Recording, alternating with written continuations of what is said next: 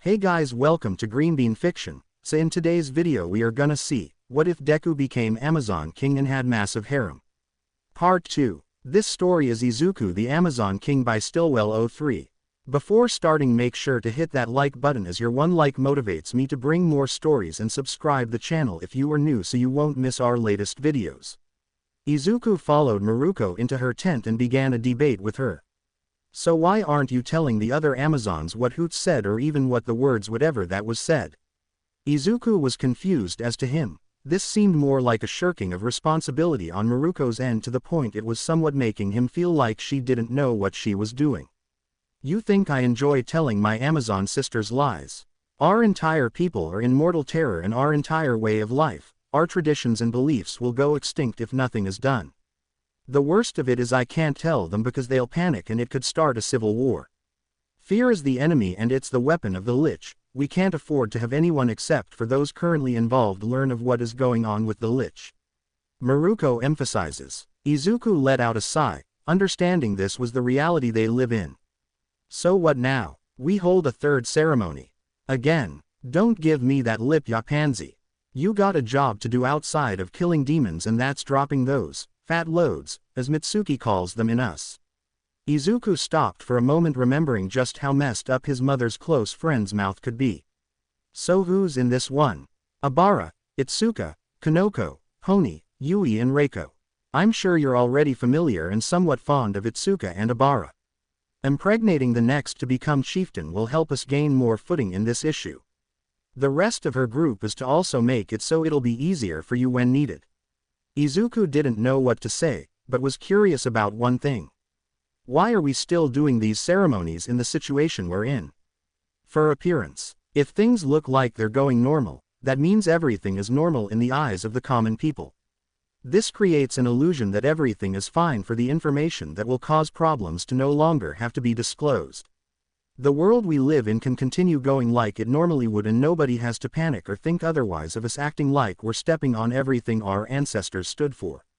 Let me also remind you that you're the one that our goddess said could do this, so man up, or whatever men say, to get their act together. Few hours later, after the talk with Maruko, Izuku was told of a feast in honor of what they did. As he sat down, he noticed the meat of the dragon on an open fire to slowly eat the meat on his plate. I think I'm slowly getting used to eating what I kill. Hey big boy. Izuku turned his head expecting to see someone, but couldn't find anyone. Look lower. He did as the voice said, to see Kanoko smiling at him. Sorry. Didn't see you for a second. No worries. Kanoko got on top of Izuku's lap and smiled at him. I heard we'll be doing the ceremony together. Don't fall too much for my womanly charm, she winked before the green-haired boy felt two soft mounds on his head. Oh please. If anything, your womanly charm is no different than a fork calling itself a spoon. Izuku looked up to see Setsuna resting her chest on top of his head to blush a bit. Now me, on the other hand, this body is bound to get you to fall for my charms. Izuku started to blush more with Kanoko putting some toasted mushrooms on his plate. Consider this a gift for when the time comes. Bye bye Izuku. The two left for the forest, with Izuku glancing at the mushrooms somewhat worried. Well, she did give them to me, so maybe they're fine. As he ate them, his body felt somewhat tingly and odd. It wasn't something he was scared for his life over, but the tingling was a little funny feeling. He got up soon after to head into the forest towards the altar, when he was asked to head over by the girls of the group he was in. Walking up to the top, Izuku was graced with the image of the girls changing and most being completely naked. He immediately covered his eyes for none to really feel embarrassed. Such a kind boy Izuku is. Kind maybe Shiozaki, but that thing in his pants doesn't look so comfy. Yui pointed out, with Reiko walking over to him. Since I'm already done, I'll help you. Wait, I can do that myself. Izuku ran over to start changing as fast as he could before heading to the front of the area with everyone around. Down below, he saw Momo's group, the group run by Maruko, and some other girls that looked like a girl with fawn-colored hair, Hatsume, Najire, a woman with blue skin, and some others. Alright my Amazon sisters, we're here for yet another ceremony. So please sit back, relax, and if you wish to do this next time, please inform one of us. What's with that last comment? As the ordeal of the third ceremony came to a close, a girl atop a tree watched it happen and began to smile. Well, that looked fun. Shame I have to kill you. She laughed a bit with the moonlight showing a blonde with her hair in messy buns that held red eyes and sharp teeth. I wonder if your blood tastes different than women's. Months had passed since the group washed up on the shores of the Amazon woman island. As things began to quiet down for the most part, the guys had continued their attempts to create a raft or something to help them escape the island. Meanwhile, Izuku was fortunate enough to have the time of his life, as Kaminari and Mineta would say, being the champion of the women and obtaining the chance to make children.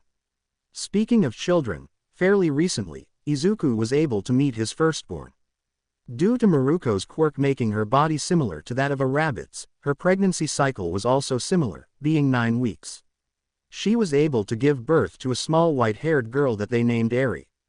Just like her mother, the small infant had blood-red eyes but did have an abnormal horn sticking out of the side of her head to almost resemble a horn of an oni. The small child seemed to adore her father, sparking Izuku's paternal side. This inane instinct to keep her safe no matter what. Ironically, the same could be said with Hoots. When Eri was born, the large owl would perch atop her crib when she'd sleep and puff up like a giant cotton ball when someone other than Izuku, Maruko or Inko would come and disturb Eri when she was sleeping.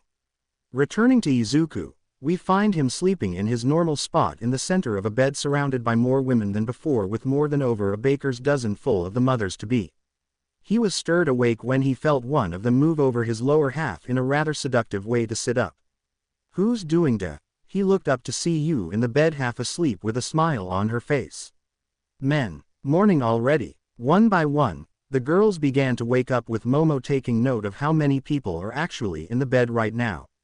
I'm amazed this bed hasn't broken yet from the amount of people on top of it. On cue, the sound of wood cracking was heard with the bed immediately collapsing due to the excess weight on it.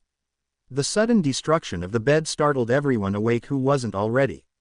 Ow, that kinda hurt. Mina holds her back in pain from landing wrong. You had to say something. I was just stating the obvious. Momo and Midnight began arguing a bit before Izuku began to stand up and look at the damage done. Chances are, this bed is shot. We're gonna have to start making a new one. Aw man, and I like this bed. A gurgle was heard for Toru to stand up and immediately run out the house with the sound of her vomiting outside being heard. Avoiding the sound, Kyoka continued. All right then, I think we'll need to talk to Mei then. Her group handles the bigger stuff like this. Poor Toru, she has the worst of the morning sickness out of all of us. Ochako sighs as she gets up to go help her friend. Okay, then let's go and get something to eat before heading over. Maybe she can make a stronger bed. Itsuka got up, with the blanket sliding off of her. Her bosom was revealed for the world to see only for Izuku to gain a nosebleed. You've done it with a crazy amount of women, got them pregnant, and yet you still have an issue seeing my breasts. To be fair, he has that issue with everyone here on the island. I think he is just keeping his personal integrity and not looking at us like that lecherous midget. The orange-haired girl understood but grew a cheeky smirk on her face thinking of something. Well, if he's flustered merely looking at them, I wonder how much more he can be when I do this. Itsuka grins madly as she slides down Izuku's waist and envelopes his dick in her massive breasts. Now isn't the time for that, Itsuka, you can do that later. With Abara's words stopping this from turning into more of a porno fanfic than it already was, the group all start getting up to heading to the communal eating area for the tribe. On the way, Izuku noticed a shadow coming from above. What the hell? The girls move out of the way with a single step to the side as Mineta crash lands face first into the stump of a tree, almost falling it on impact. Shortly after, the larger form of the young dragon Sparks flies over and lands on top of Izuku, causing him to fall over and laugh as the dragon licks him like an over-affectionate dog. Come on Sparks, that tickles. That stupid dragon threw me into the air this morning. Treating me like some goddamn chew toy. Can you control that stupid lizard Midori? Sparks unhinged his jaw as he yawned before belching out a torrent of green fire. This engulfed the tree as well as Mineta, causing the grape-flavored chew toy to roll around on the dirt trying to put himself out. Ah, somebody help me. The blaze was quickly put out by Yukio, who transformed into her dragon form and merely flapped her wings, smothering the flames. Seems Sparks is growing up rather nicely. He won't be full grown for a few decades though, he's still a baby. I don't think he can even talk yet and he won't be able to figure out magic for a few years. She transformed back into her human form before walking up to Sparks and rubbing the side of his head. But you know, I think he's big enough to start riding though if you'd be interested. But if you're going to, he's going to need to be trained to handle the weight, so you should probably start with something or someone small. The group looked at Mineta, who was smelling like cooking wine at the moment for some odd reason. Don't look at me, I'm not going anywhere near that overfed fire-breathing lizard. Asterisk hiss. Sparks did not take to that insult all that well, letting out a viper's hiss before exposing nearly 6-inch-long venomous fangs that leaked an intimidating purple liquid from his mouth, causing smoke to come from where it landed on the ground as he hisses at Mineta. He is quite sassy and very intelligent. Of course he is, dragons are extremely intelligent and prideful creatures. Easiest way to piss one off is to insult him. They also love shiny things. That explained the fact he keeps stealing my swords and armor. I know where you're hoarding them, Sparks, you're not sneaky. May came walking over, pointing at the dragon. Sparks merely rolls his eyes and moves his jaw in a way to give the impression he is mocking her. Don't ignore me, I made that saddle for your master. Show me at least the respect I deserve. You already made a saddle for Sparks. May looked at the somewhat impressed group to explain. He saw what I was making a while back and put a mannequin of you on himself to run around. He tore up the first saddle I made him, I don't know why though. He took one look at it and hissed before shredding the thing. What was it made of? The leftover dragon skin. You can't make him wear a dragon skin saddle. That's like skinning a person and making another person wear a human skin shirt. That's fucked up. Yukio shouted this with Sparks pointing his tail at Yukio and nodding, emphasizing his distaste for the saddle. We make horses wear horse leather saddles. I didn't think there would be a difference. Yukio let out a long sigh hearing this. So what's the second made of? That one was a bit hard since I needed to make as much leather as I could. Fortunately, I was able to make it and I finished it the other day. I was gonna talk to you about that today when I ran into you, since Sparks keeps pushing for me to tell you while I'm hitting hot metal. Izuku looked at the giant dragon before giving a small karate chop to his head. Bad Sparks. Don't mess with May when she's forging. He held his head down before gaining a pet from Izuku. But thank you for taking the initiative. Don't be so hard on him. He's equivalent in age to Eri here. May points towards Maruko sitting on a bench breastfeeding the small girl while eating a carrot.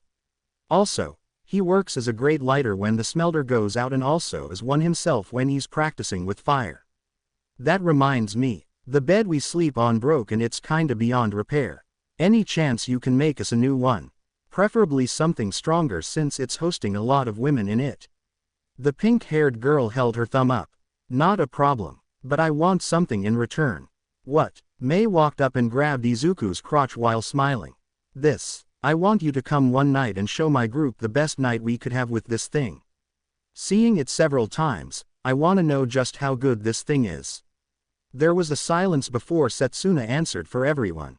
Deal. But any chance you can make us a bed that's made of iron or something? I wanna see what him going all out can do to me. She started drooling a bit to scare Izuku a little for his safety. You all still use wrought iron. I know a couple things that can strengthen it if you'd like. Before I became a teacher, I was a metal worker through college, so I know a thing or two about alloys and steels. Aizawa says, walking over to the group. Morning Midoriya, I came over to see what your firstborn looks like.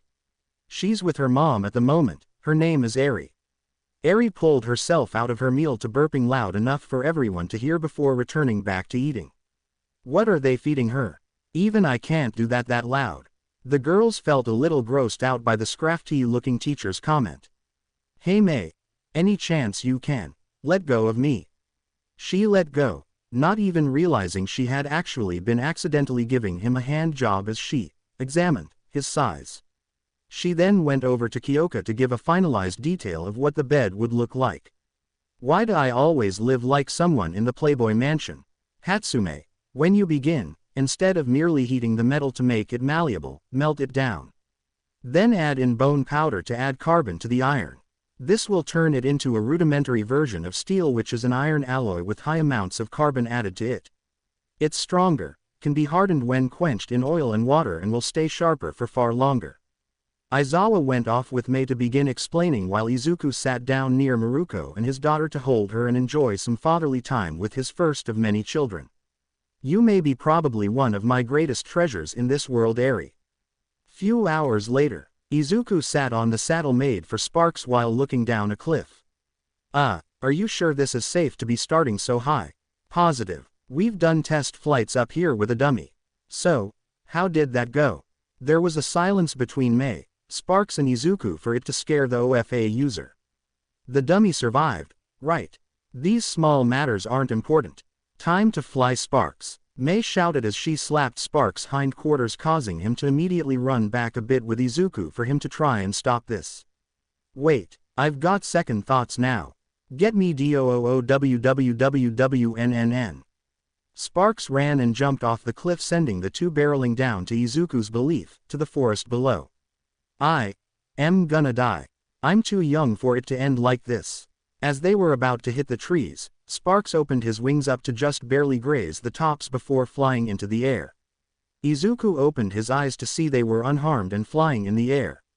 I didn't die. I'm alive. Izuku smiled while looking around to see the island for what it was.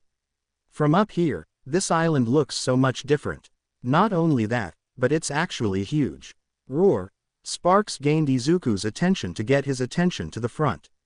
It's the volcano. Also Lady Nana's temple, the mountain where we fought the Tengu, the forest. Looking up here, this island is beautiful. Even the corruption and the deadlands are gone.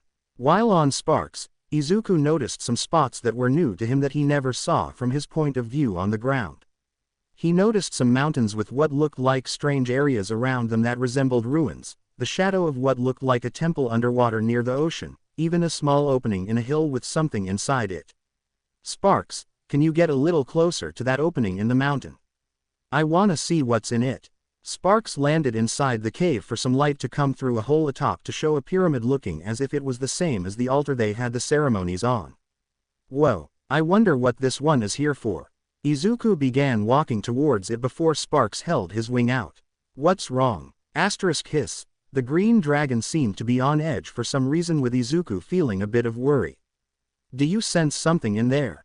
Sparks immediately flew away to leave Izuku in the mountain. Thanks for leaving me here with no way out, you stupid reptile. Izuku looked back at the temple with his hair starting to stand on end. I don't have any way out of here without falling off the side of a cliff. Maybe I should at least try and find out what this temple is for. He walked up with a creature inside the temple, smelling his scent and smiling inside. So, he's come to visit. Perhaps I should give him the hospitality as a respectable host should. Torches were lit inside the temple to show a blonde woman laying in a coffin smiling. As Izuku got to the top, he glanced in to see a strange carving inside that was written in what seemed to be Latin. Hum Som, Nm Inter, Du Nocta, Cebu. Sounds like it means something important, but I honestly don't know what it means. The letters in the wall altered to read something new now. By day I sleep, by night I feed. Oh, that sounds more ominous now. A cloud began to move over the sun to cover the only light to the cave and show a strange light directly under the inner altar. What's here? Izuku tried to pull the closing off with OFA to realize it was a secret passage with lit torches. He jumped down the hole and noticed he was in a long dark hallway. Hello. Izuku spoke into the hall for an echo to be heard. Hello. Is anyone here? As he walked through, the area seemed almost deserted. However, something would have had to light the torches since it looked like fresh wood was used. Well, hello. Izuku looked around before turning to see a girl with messy blonde hair and red eyes stare at him with a rather creepy smile. My name's Hamiko Toga. What's yours? Izuku Midoriya. Oh, can I call you Izuku? Sure. The girl began walking down the hall happily with the fact he wasn't alone scaring him more than feeling relieved. So, what are you doing here? I live here. Hamiko spoke calmly before skipping through the corridor. Then can you tell me what this place is? In due time. When we get to the end of this hall, you'll know just exactly what this place is. She began giggling to send Izuku now from uneasy to completely creeped out. Just who is this girl? He followed her with hopes to at least find an exit or at least a way to get out from where he entered without killing himself. Unfortunately for him, this was all a ploy that he'd soon learn to regret. Izuku and Hamiko began walking down the halls of the unknown corridors with it looking abandoned. "Hey Hamiko, how long have you lived here?" "A long time." This comment didn't sit right with Izuku as he continued to see no signs of light outside the torches. "So what are you doing here? Strange to see someone come here, much less a man." "I was taking a ride on my pet dragon Sparks." "You have a dragon?" The blonde girl cut Izuku off while getting extremely too close for comfort. "What does his scales feel like?" "I bet they're super warm and tough." Actually they are kinda. I hatched him from an egg a little while ago. Hard to believe something so small is now big enough for me to ride in a matter of a few months." "Wait till that dragon gets to adulthood.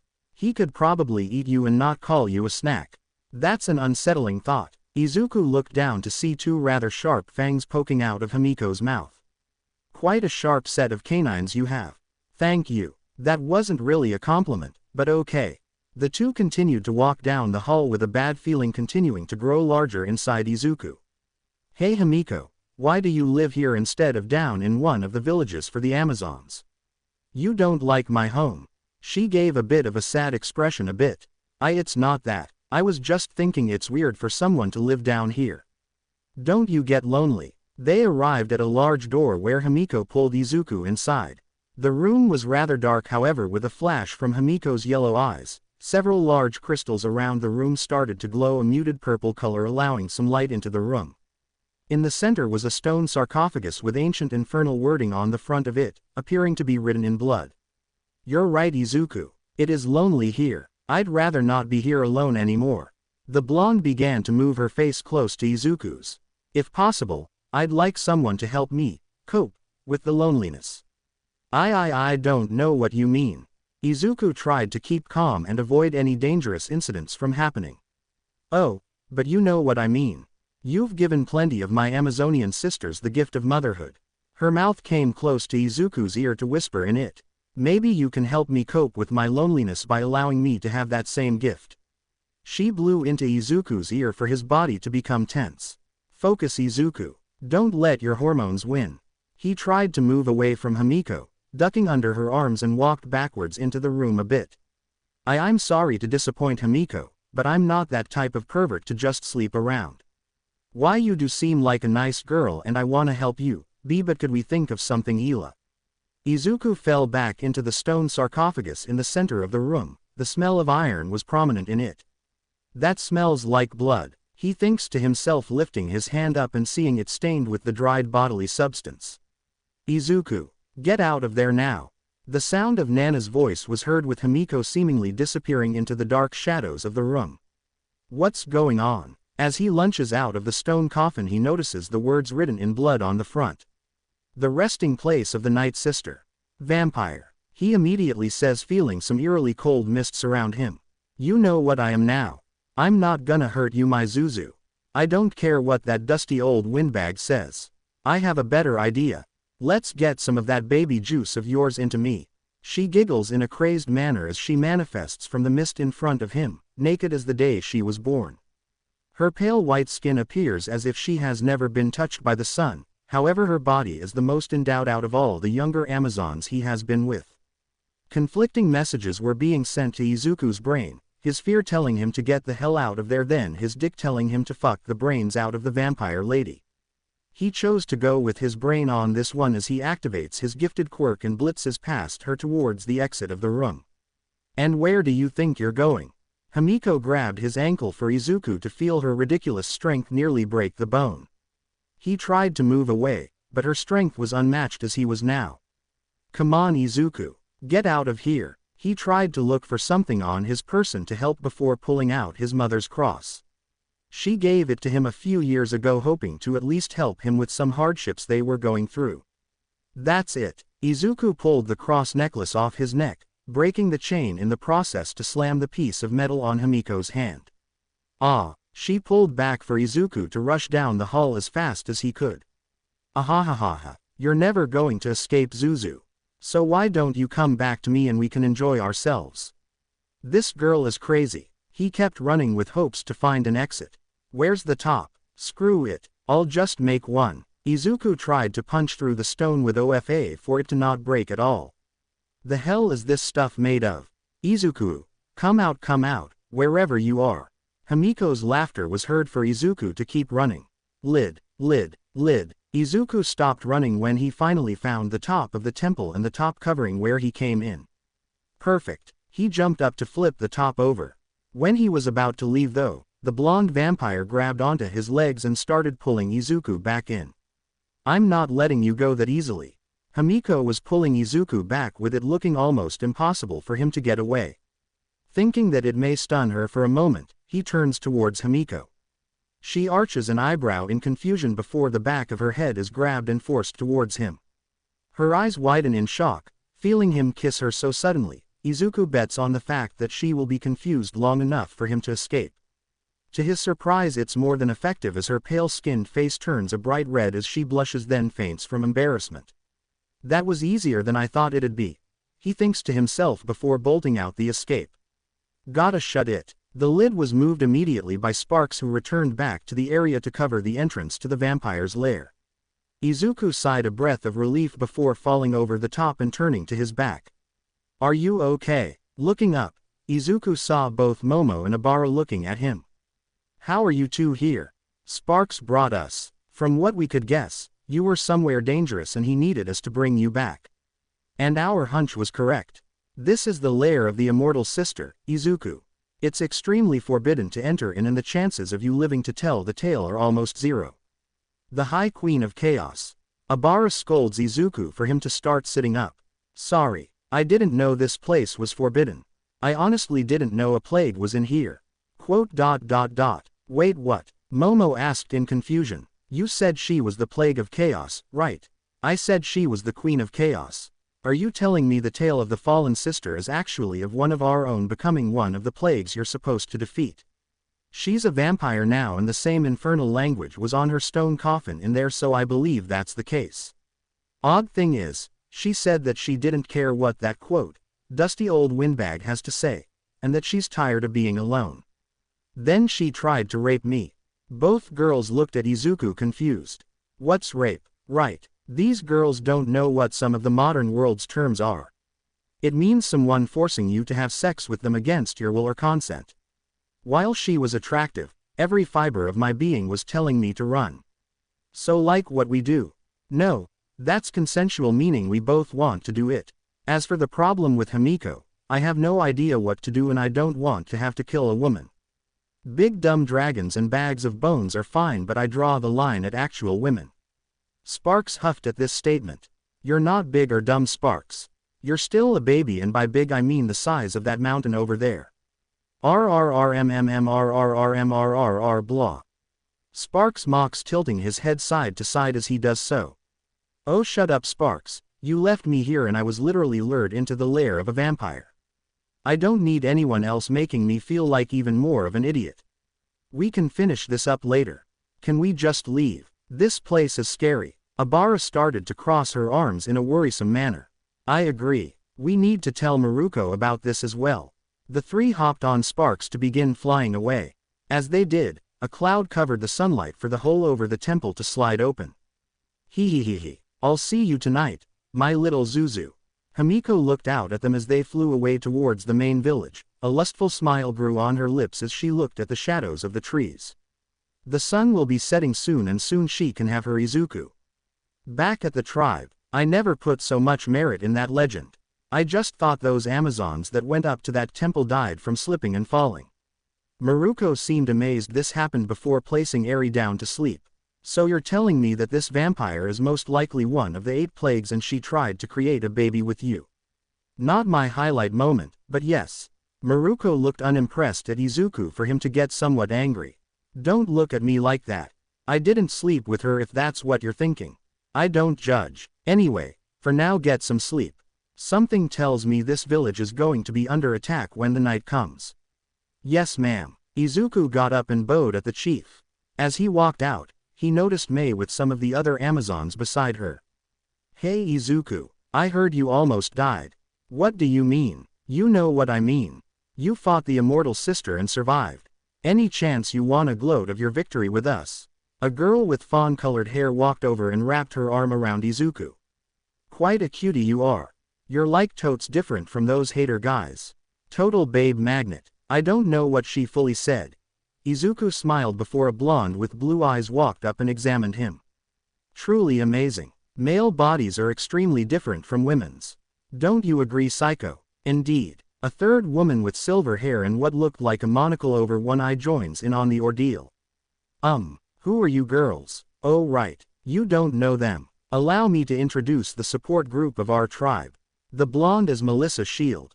A girl whose mother was born in the outside world and unfortunately not blessed with a quirk. It's nice to meet you, Izuku. You can just call me Melissa. The fawn-haired girl is called Kami Yutsushimi.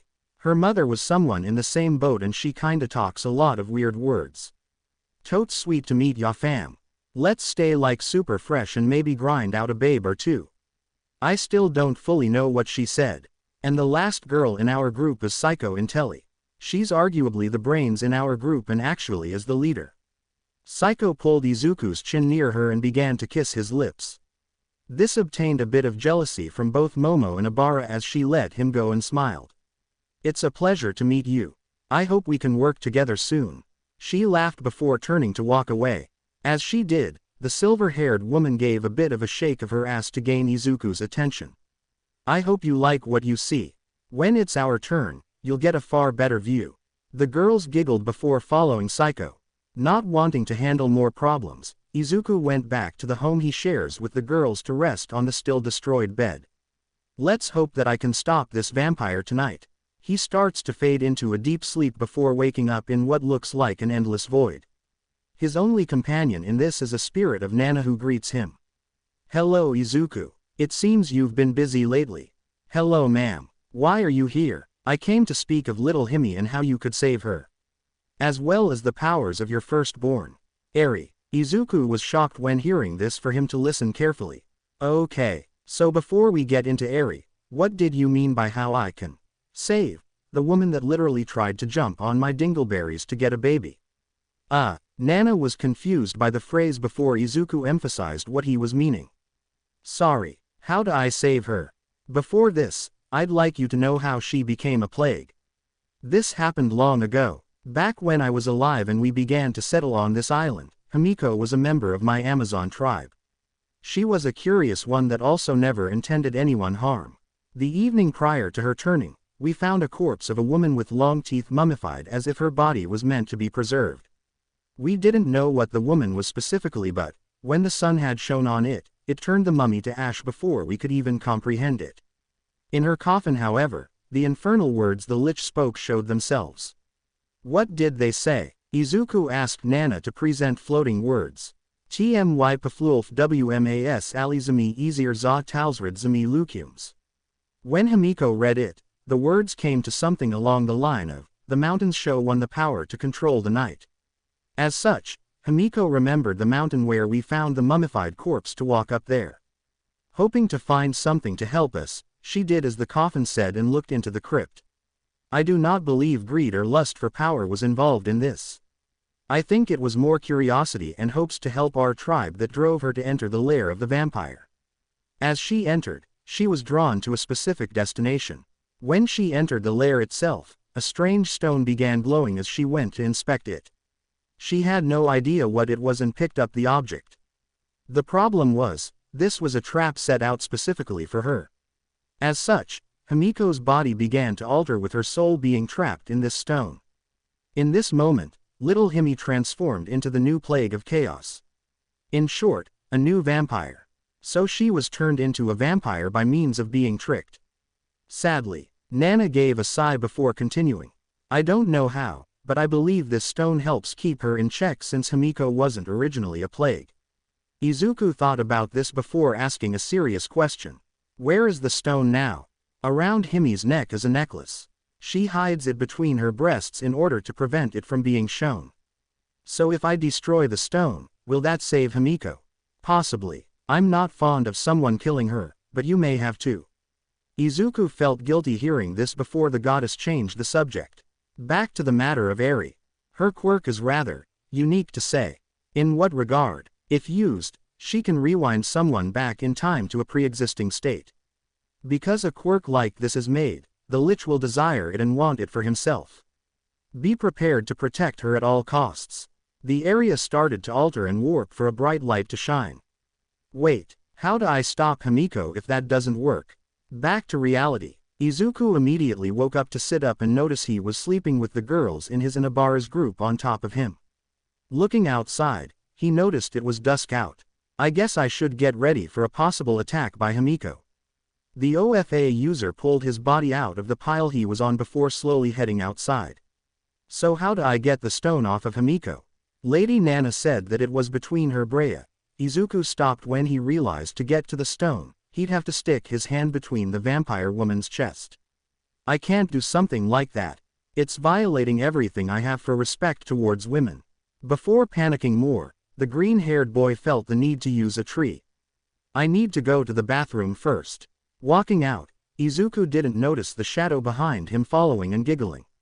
Consciously listening to every footstep he makes trying to see if he is being followed, he slowly makes his way to a tree nearby.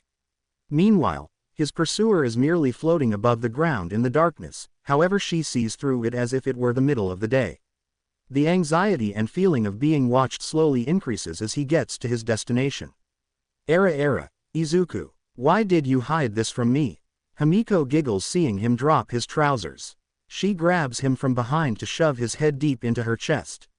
You made me so sad when you left, maybe we can have a little fun now that there's not nasty light to keep us from playing. Crap, I didn't even hear her. Moving his head, he felt the cold and smooth skin around his head along with an abnormally firm thing in the center of his forehead. That has to be the stone. If I can just get it off of her, maybe I can. Why don't you just sit back and relax? Hamiko threw Izuku to a tree to make his head hit the trunk. Now, let's have a little fun. Hamiko dropped her clothing to stand completely bare in front of Izuku. Wait. I need to pee. Hamiko grabbed his neck and bit him, but she didn't drink his blood. She pulled away quickly and giggled. What was that? Izuku struggled to stand up while using the tree as support. I just gave you a little bit of something to help you relax. You see, I can make the people I bite become very docile the second I lay my fangs into them. His vision began to get fuzzy for Izuku to panic. Right now, you're probably having difficulty seeing. Soon after, you'll experience a problem with moving, followed by an extreme heat flash that if you don't have treated soon, will send you into a blind rage. But what that heat flash needs to quell it is one thing in particular. Izuku started to fall back before hitting the ground and having Hamiko sit on his abdomen. You must mate with someone. And when you do that with me, you'll finally be mine. I gotta find a way out of this.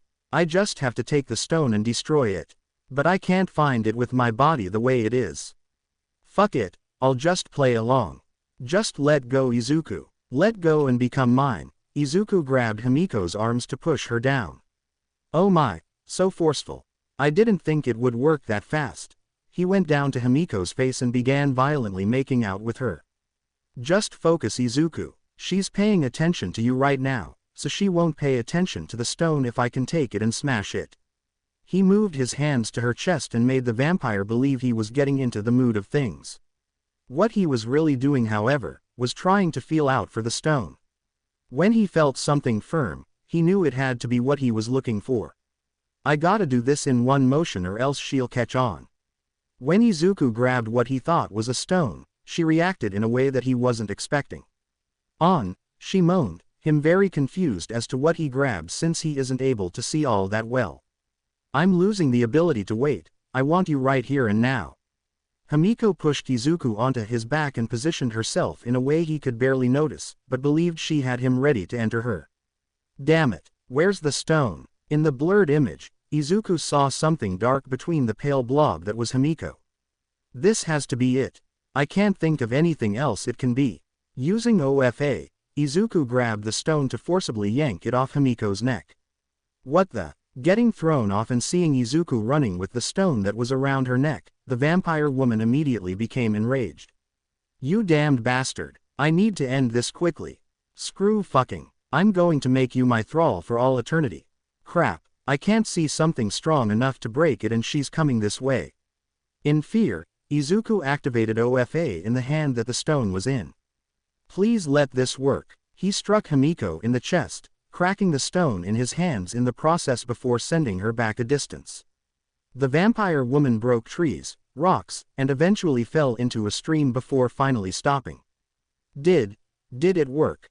Something started to glow on Izuku, allowing him to begin seeing things rather abnormally. Unlike normal, he could see the outline of things as if it was in black and white and noticed an abnormal ball of light come out of the shattered stone on the ground and go towards where Hamiko laid. RRRRRAAAAAAAA. A black essence came out of her wailing before she had woken up. MMNN. When she opened her eyes, the blood-red color she had before turned to golden yellow. Her fangs that presented themselves slightly out of her mouth were back to normal, but more importantly, her skin color and body felt and looked as if it was that of a human being again. I'm alive again. What the hell was that? Maruko jumped over to see Izuku on the ground and Hamiko standing up. Who the hell are you? Hamiko was so caught up in her own realization that she didn't acknowledge the Amazon. I'm human again. But how? I asked you a question. Hamiko was brought out by the rabbit woman grabbing her by her neck. Maruko. Don't hurt her. Hamiko's human gain. Izuku passed out shortly after for Maruko to glare at the blonde. Who the fuck are you and what does he mean by human again? Be at ease, Maruko. She is no longer a danger as Izuku has purged the evil from our fallen sister. Both Amazons looked over to see Nana's spirit in front of them. Hello Himi. It's been a while. Be big sis Nana. You were always a troublemaker, but I'm sorry this happened to you. Hamiko looked at the spirit of her former Amazon sister to start tearing up. Sniffle, I didn't want any of this to happen. I'm so sorry I did all those horrible things. Nana walked over to Hamiko to rest her hand on her head. It's all right my dear. It's over now. But I hurt our sisters. For so long, I fed on them and if you feel like you've committed these sins then you may atone for them by mothering the next generation. Give back to the tribe what you have taken. Breathe back life into what you had helped try to kill. Nana's power began to weaken for her to fade. Lady Nana, it is fine Maruko. My time to speak is just simply up. However my power continues to grow, that is 2 of the plagues defeated. My last warning is of the next, the general of Bodor haunts my island. One of the many great fiends in the pit of the 9 hells. Her spirit faded with both Amazons looking at one another. I guess this means you're part of the Amazons I led now. But you might wanna put on some pants or something so we don't freak this guy out when he wakes up. Maruko points at Izuku who is laying on the ground. But why is he standing up? Quote. We might need to take care of that before he goes crazy. I kinda used some of the Temptress ability as a vampire on him. So how do we take care of that? Letting it run its course. Maruko didn't know what she meant for Hamiko to explain. Let him let out all the excess energy he has and release his stress. Now knowing what she meant, Maruko tosses Hamiko a cloth to cover her important bits before lugging Izuku back on her shoulder with his pants still down. While we're on the topic of fucking, you got some freaking huge knockers. Hamiko was it. Yes, and to be honest, they were nowhere near this size when I was human before, so. She started to fondle her chest a bit to kinda annoy Maruko. You couldn't wait till we were alone to play with yourself. Izuku started to groan in pain. Stop bellyaching kid, you'll get your balls drained in the morning. She smacked his butt while the 3 made their way back to the tribe. Men, what happened? Izuku began waking up feeling 2 things. 1, he was feeling a draft, more specifically towards his lower body. And 2, there was an abnormal moist sensation towards his pelvis with slurping sounds being made. What's going on? He stopped when he saw his body naked with Maruko giving him a rather specific, wake-up call. Why do I always wake up like this? The rabbit woman pulls her mouth off to smirk at the green-haired boy. Good to see you're back to your senses. What the heck is that supposed to mean? To make it simple, you almost lost your mind to your libido. You've gotta thank those girls over there for helping me out though. Maruko pointed towards Mandalay, Pixiebob and Ragdoll who were naked and looked as if they went through a war. I gotta admit, Didn't expect you to go for like 50 rounds, man. You can be kinda dangerous if this thing of yours isn't kept in check." The rabbit woman laughed, with Izuku reaching to grab his bottom half of his clothes. "So what exactly happened after I passed out that doesn't revolve around, you know?" "Well, to clarify, Hamiko's now back to being human again. So I saved her." Izuku jumped at this thought. "From what Lady Nana said, yes. We aren't exactly sure how she changed back, but whatever you did worked. However, she was still one of our enemies, so her movement around the tribe is very limited without someone guarding her. As such, I put her in the support group of the tribe under Psycho. Since she was for the most part a victim in this as much as those she harmed, this is the best I could do." "So where is she now?" Izuku questioned before hearing Eri start to rustle awake. He noticed Hoots roosting atop her crib and staring down at the infant, who looked at the giant owl with confusion, not knowing what she was. "She's right now at the forge going over what her and the Amazons she's with will be doing." "Why? Wanna see how deep your dick can go into her massive tits or something?" Izuku immediately shook his head no as a response. She was a plague, so maybe she knows something about the others. "Was gonna ask her myself when you were up and about. But you learning about her isn't gonna make much of a difference. Whatever you find out though, you bring to me." "Why?" Maruko pulled her top down for Eri to begin nursing from her while explaining. "Technically, it's my job to make sure the members of this tribe are safe with who's in it or what's going on around them. If something dangerous is found out with your interrogation, I have a right to warn my sisters if something is wrong." "Understood. But serious question, where's the forge?" "Come out of my home and make a left. It'll feel significantly hotter when you're next to the building with a bunch of animal skins and firewood outside." Izuku went out of the home with Mandalay waking up slightly. "Something tells me you three are knocked up after your fun last night."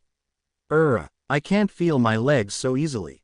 She passed out, with Maruko shrugging it off and paying attention to Eri. With Izuku walked down the worn-down trails of the tribe while trying to find the building that Maruko told him about. He noticed one in particular that was rather large, with a notable amount of animal skin and wood beside it, with smoke coming out from a top section. 10-1, this is the forge. He began to knock, with the door exploding from the inside out and sending him a distance. "How many times have I told you not to do that?" Psycho shouted in anger, with the dust clearing for Izuku to have someone's chest pressed up against his face. A great inventor never lets things like can't and won't judge their lives.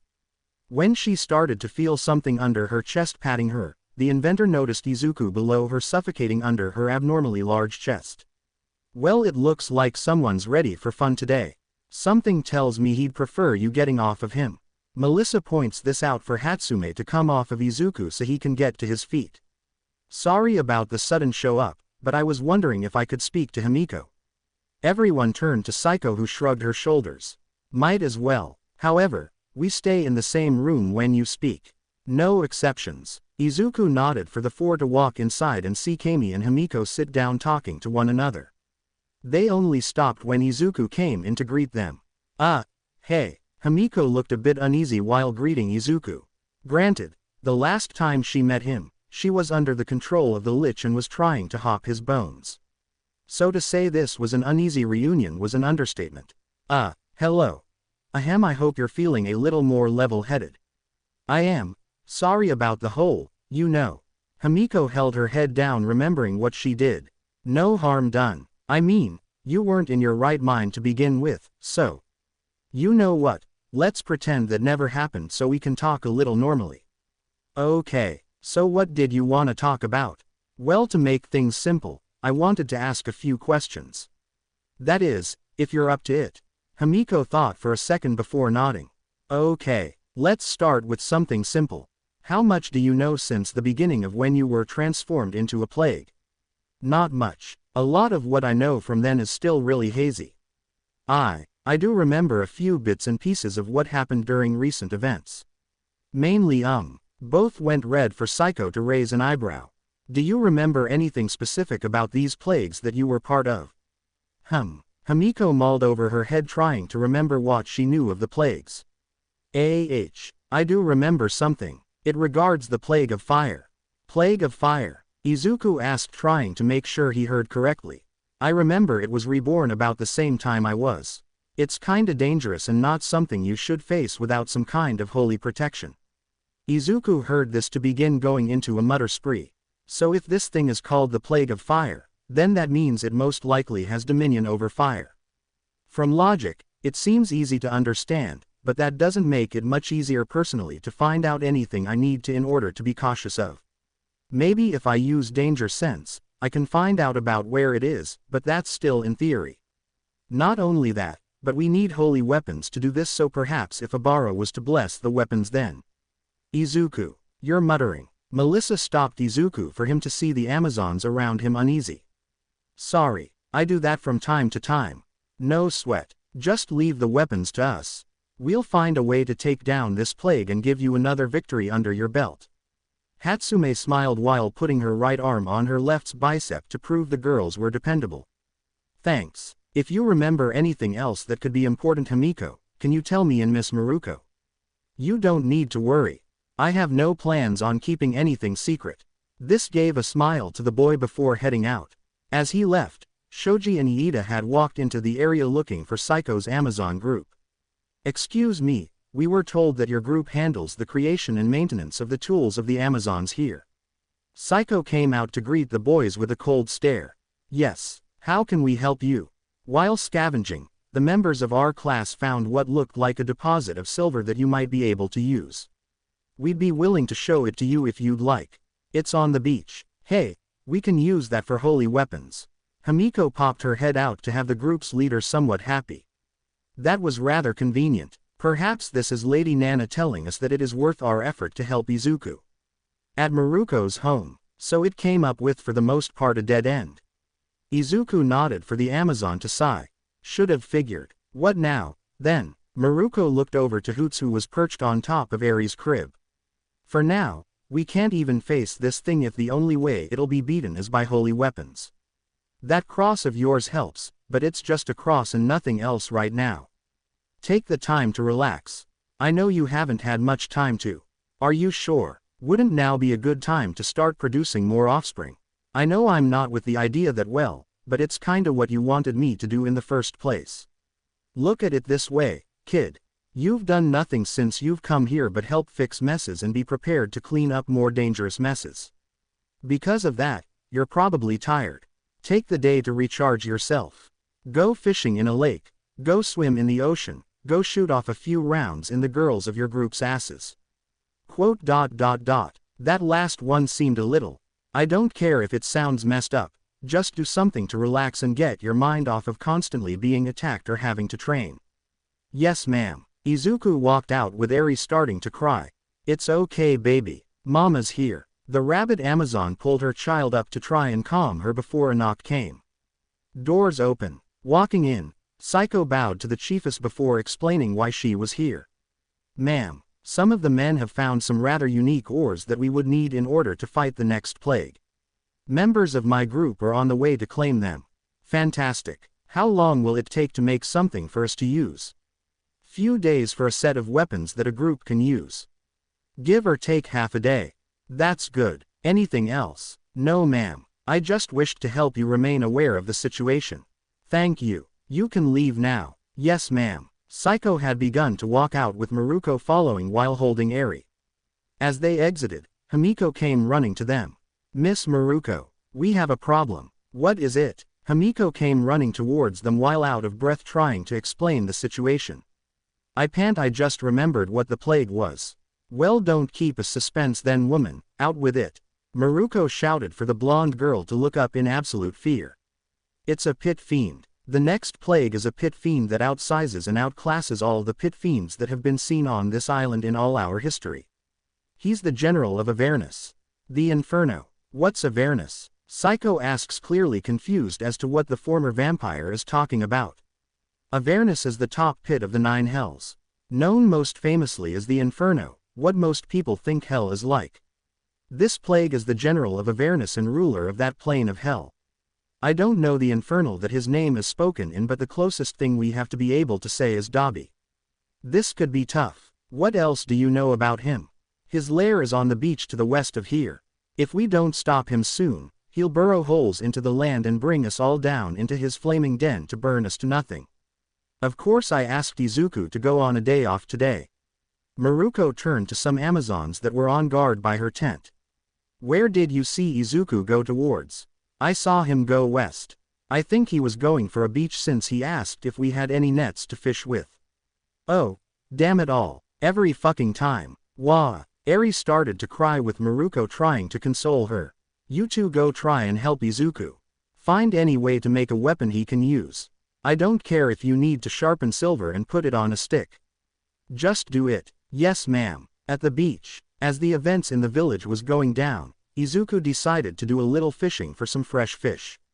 Thanks to a net he was able to get from asking one of the Amazons, he was able to get quite a bit. This should be more than enough for both me and the girls. I might also have enough to where the guys should have a nice fish or two.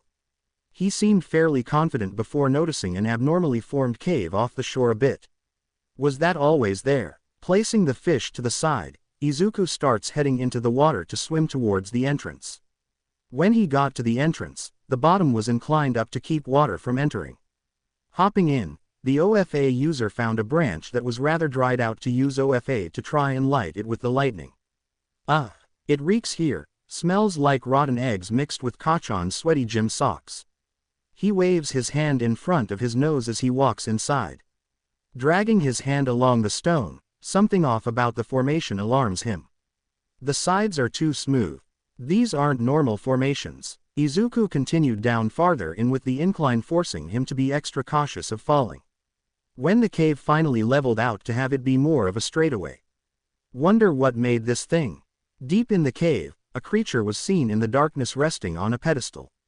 Something noticed Izuku's presence. It turned its horn-covered head almost 180 degrees before grinning, revealing its putrid and sickly yellow jagged teeth with the champion of Nana. So, the one that slayed 2 of our plagues has finally come. Of course I'm forced to use this guttural language to speak to you.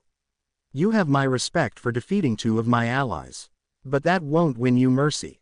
The beast's eyes slowly opened to show a deep blue color with no pupils to make it look as if they were on fire. I hope you are prepared to die, boy, for I shall fall by my hands today. It had to be on fire. Didn't it? Izuku grumbles seeing the burning blue flames around the lair of the pit fiend. Sorry Mr. Demon, but I think I'll be leaving now. Izuku quickly bolted back out of the cave before the pit fiend could give chase. No matter. I like it when my prey runs. The demonic and sadistic laughter from the demon fills the entire catacombs underneath the island as Izuku makes his escape. Run as far as you'd like, boy, but my flames will find you. And when they do, they will burn away your existence and pave the path for our glorious master. Ahahahaha. Izuku jumped out of the cave with extreme amounts of blue fire erupting through the entrance of the underwater cave. Coming out of the water, he noticed several other sets of blue fire coming out of different locations on the island. Something tells me I just accidentally found the next plague. Either that, or a really angry pyrotechnic. He began to swim back towards the shore to try and warn the girls in the village what was happening. Looking down, Izuku quickly ripped the shirt he was wearing off of him as well as his pants, as both were still burning from the encounter with the pit fiend. Even after having been underwater and being completely soaked. Just what the hell kind of fire is that? My clothes were soaked but still burning. Running as fast as he could back, Izuku began running through the forest, avoiding tree limbs and jumping over boulders. I don't know what that thing was, but something tells me he's responsible for the fires going on around the island. The rest of the women probably don't know about the fact the fires can't be put out normally, so I gotta warn them not to touch the flames. In his attempt to get towards the village, a strange sixth sense he felt from danger sense during his fight with Hamiko told him to stop, with him stopping right when he got out of a bush to see a giant wave of fire millimeters from his face. Looking into the pit, Izuku saw a tail of the demon walk away to get an understanding of how to find it. Izuku. Looking up, the green-haired boy saw Melissa and Psycho run up with a piece of silver in the blonde's hands. Is everyone in the village all right? Izuku's first immediate question came about the Amazon women and his classmates before anything else. They're fine. We were able to evacuate the village when the first fire pit happened and we're right now moving north of here. North? Psycho nods for the OFA user's blood to run cold. They're gonna be cornered by the plague. Izuku tried to run off quickly before Melissa shouted. Izuku. He turned to have an unrefined blade tossed to him. It's made of silver, but it's a rush job. Try not to give so much strain on the blade or it'll snap on you. Also, that blade's going to be the only thing that'll kill the pit fiend from what we've gathered. Don't lose it. Right. Running towards the closest fire, Izuku found a hole that went underground. Okay, time to get going. He hopped down into the hole to see an entire catacomb of tunnels. Why am I always finding myself in tunnels? I'm starting to feel like I'm in a freaking dungeon for an RPG game most of the time, except it hurts when I get hit. As the green-haired boy went through the tunnels, he noticed a large amount of blue fire in a direction. That's gotta be the pit fiend. Heading towards the flames, the sound of blades caught his attention to head over. When he discovered the source, Ryuko and Nejire had begun a fight with the plague. You think we'll let you harm our people? Yukio had transformed into a dragon to match the demon in size, but it was clear she had a disadvantage. Slash after slash, the dragon Amazon was pushing the pit fiend back before transforming back into her human form to avoid a spiraling blast by Nejire. Nejire wave. The attack was parried by a blast of blue fire, creating a somewhat stalemate between the two. Did you honestly think that you'd be able to beat me like that? That wouldn't, but I might. Yukio came directly behind the pit fiend to slash his neck. However, the blade hardly made a mark. Damn it. Yukio had gotten grabbed by the face before being thrown across the tunnel. Ryukyu. Nejire began blasting spirals of energy at the pit fiend at max power to send him back a little. You won't get any farther. She continued the attack with Izuku coming from beside to strike at the demon's Achilles heel. Take this. He activated OFA to slice completely through the right legs and just miss the lefts. You filthy little. The demon sent a blast of blue fire to force Izuku away while also allowing him to reunite with Yukio and Nejire. This thing isn't slowing down. Izuku says out loud before watching as the blue blood from the wound on the gray-skinned demon suddenly ignites before forming a flame tongue. The tendril of fire lunges out before wrapping around its severed ligament and pulling it back to the wound. In a burst of cursed flames, the appendage is reattached to the demon's body. I just had to go and open my big mouth. Didn't I? I won't let you succeed. But since you are the first human to do any physical harm to my body, I'll give you a reward. The pit fiend's eyes suddenly flashed black as it placed a hand on the ground. Suddenly, everything went dark around them. As if daylight suddenly ceased to exist as they were plunged into total and pure darkness. I'll allow your death to be swift and you won't even see it. What does it mean by that? Nejire asked as in the air, she was still able to see the ones on the ground. However, for Izuku and Yukio, they were stuck inside an unknown space of magical darkness. Hey, Yukio, Izuku, I'm up here. She tried to get their attention to no avail as all they saw was complete darkness. Any idea of how to stop this thing? Yukio asked, struggling to stand with a head injury slowing her down. I think I have an idea how to see. Izuku shut his eyes temporarily before reopening. As he does, two beams of radiant silver light shoot through them as he taps into the all-seeing eyes of Shimura. To Yukio, a pair of silver eyes is floating in the darkness a few feet in front of her. Just focus on what I say about where the thing is and we'll get away from this. Sensing something moving around below them thanks to danger sense, Izuku moved to the side with a blazing hole of blue fire that almost hit them. To your left, Yukio followed Izuku's instructions to avoid another hole. Here, Izuku saw one of the wigs on the beast to charge full force at it. He landed a blow to the wing and forced his blade into the demon's flesh between bone and cartilage. RRRRRAAAGGGGGGHHHHH. Grabbing the other end, he wrenches the blade in a circular motion and severs the wing. As soon as he did, the blood started to emblazon, but as he looked at the wound it suddenly started to smoke before the fire changed color to a radiant white, cauterizing the wound and not allowing it to heal.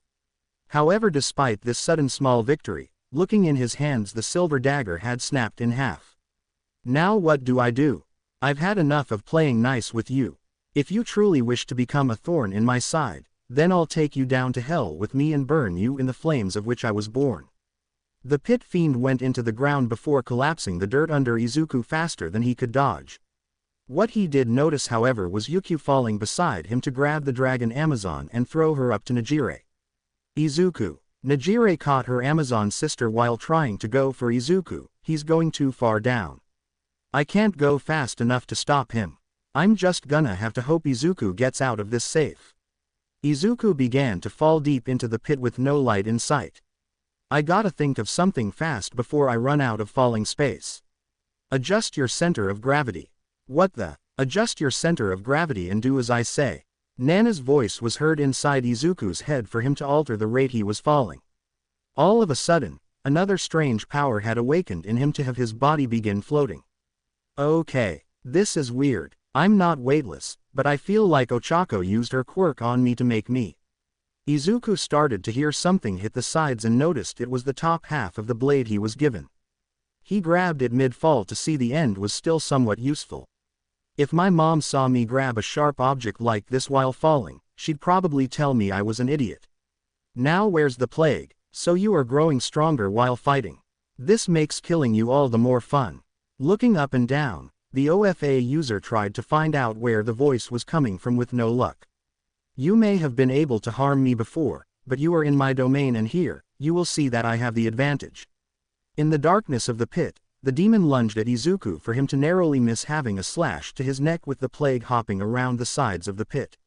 He's got the advantage down here. I can't fight while I'm trying to keep balance, but I'll end up a pin cushion if I don't do something fast. Having another slash happen, Izuku dodged it again before losing his balance and spinning around to have his head pointed downwards. The power you hold helps you face me, but what good is something you can't control or use to its fullest in a real fight? You may think you're a great hero for that false prophet you and the Amazons worship say, but you and I know just what you are. A scared and timid little boy that's dealing with things far beyond what he should naturally deal with. And it's because of that you're going to die today. The pit fiend came out of the shadows to attack Izuku again. Like fodder, using forward momentum, Izuku dodged the attack and stabbed the demon in the stomach. It shouted in pain before latching its claws into his arm. Before the second could come and hit directly into the back of Izuku's ribcage, the green-haired boy used the other half of the silver weapon mixed with a large amount of OFA over his natural limit to jam between the demon's joints, keeping the arm on the body, and crushed it off. The act however broke Izuku's arm. You're right, I am just some random kid who for some reason is looked at as some kind of idol by the people of this island. If things were as they should be, I'd never have been brought here, and someone that actually deserved it more would be the one fighting you. The brat crushed my arm off and put it too far for me to stitch it back on. But even if I wasn't the one that should be here, even if I'll end up being just another tragic end, I'll keep fighting until I know for a fact it is the end. Grabbing the top half of the blade with his broken arm, Izuku mustered every bit of strength he could to move the blade upwards. Goodbye, pit fiend. With your end, the people of this island will continue to live in peace once more. UBASTAAARRRRDDDDD. The blade forced its way up through the demon's ribcage and sliced off its spinal cord in its neck. It started falling with the last bit of strength the demon had holding onto Izuku. If I die, I'm bringing you to hell with me. Izuku began to stop floating with his body falling with the demon. Damn, I gotta do something fast. But what is there to try? Hold on, Izuku. Nejire came out of nowhere to use her quirk to fly down to the two at insane speeds to grab a hold of Izuku and force the pit fiend's claws out of him. Damn you fucking Amazon. I may go down today, but you all are screwed when the plague of deceit swallows you all whole. Enjoy your last few days of peace, for Purgance will come for your heads. These were the last words spoken as the pit fiend fell into a near-endless pit of his own creation, with neither Izuku or Nejire hearing a thud.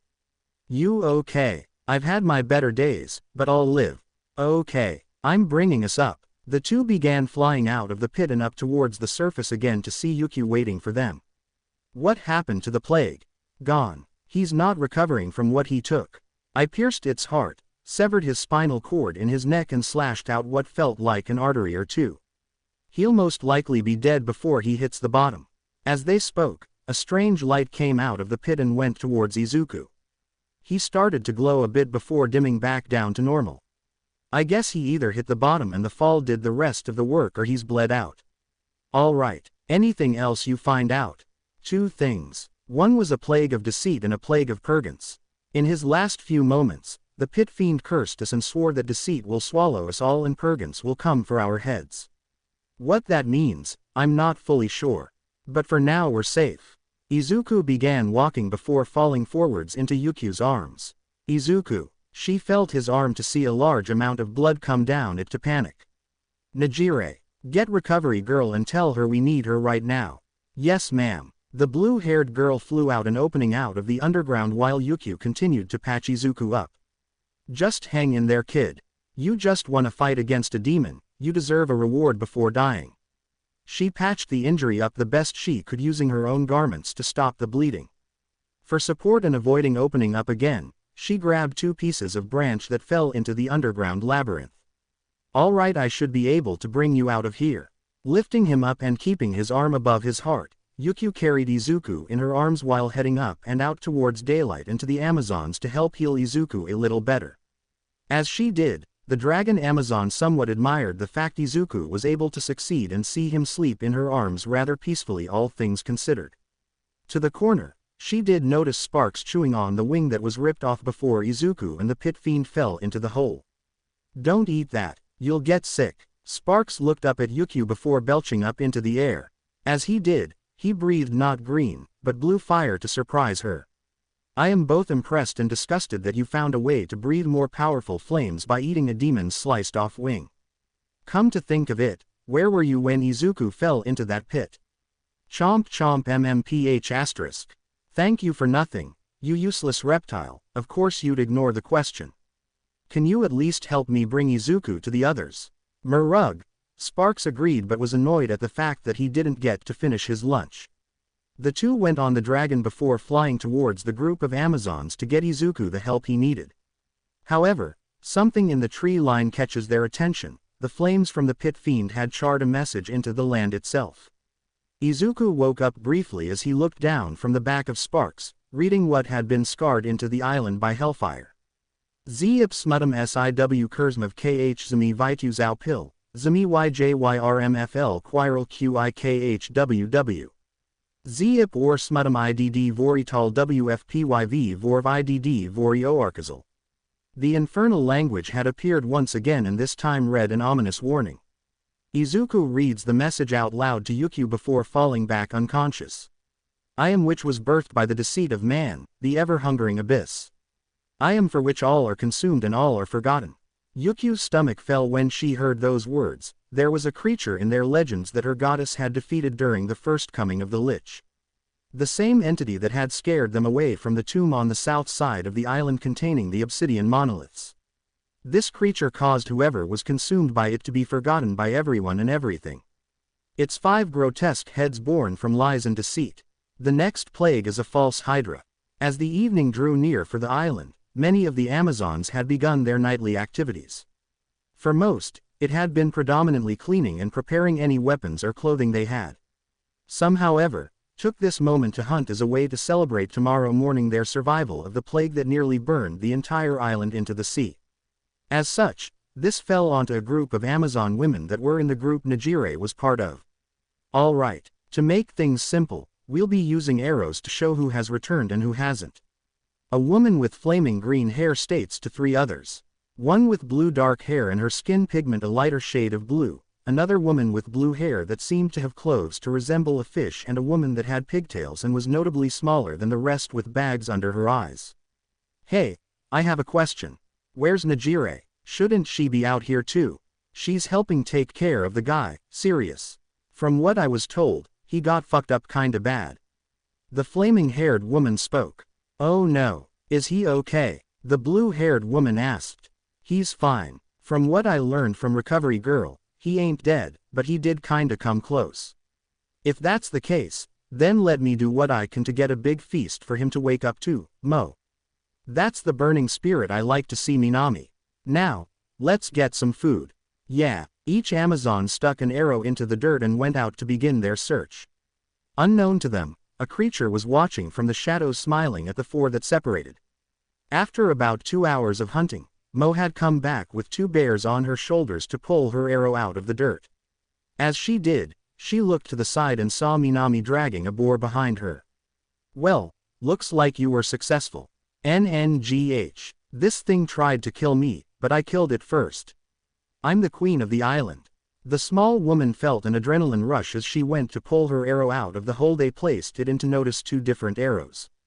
Hey Minami, it was just us that were out hunting. Yeah, I think so. Then why are there still 2 arrows left? The 2 tried to think for a few minutes about why there would be 4 arrows in total in the dirt they placed theirs in, but couldn't understand why when to their current knowledge, it was just them. Najire didn't come with us, and the last 2 members of our group are. Mo stopped trying to think without getting anything. We didn't have more members of your group than just Najire, did we? Let's just leave for the village. The forest is creepy at night. The 2 went out of the area with the unknown figure looking at the 2 and smiling. And so the nightmare begins. The next morning, Izuku started to wake up with severe throbbing happening in his shoulder. Ow, good to see you're finally up. Yukio spoke for Izuku to look to his side and see the dragon Amazon resting beside him. He didn't take much care for this until realizing she was only wearing a loincloth to go completely red. Where am I, and why are you naked? Naked. I'm wearing garments. She gets on her knees to show her loincloth with her chest completely exposed. Izuku tried to look away, but looked to his other side and notices Najire completely naked with nothing covering her body. Good morning Izuku. I hope you slept well. She states while placing her chest almost directly on his head. Don't think about their bodies. Don't think about their bodies. Don't think about their bodies. So what happened after the pit fiend died? After he was defeated, Yukio and Sparks brought you to the Amazons and had Recovery Girl heal you. When she did, she said that you were only a jolt in the wrong direction away from actually facing something that could have been more life-threatening. Afterwards, Maruko decided to put us in charge of helping nurse you back to full health. Okay, but why are you dressed the way you are? Because I sleep without clothes on and Yukio was told this was how you can get your strength back by Mitsuki.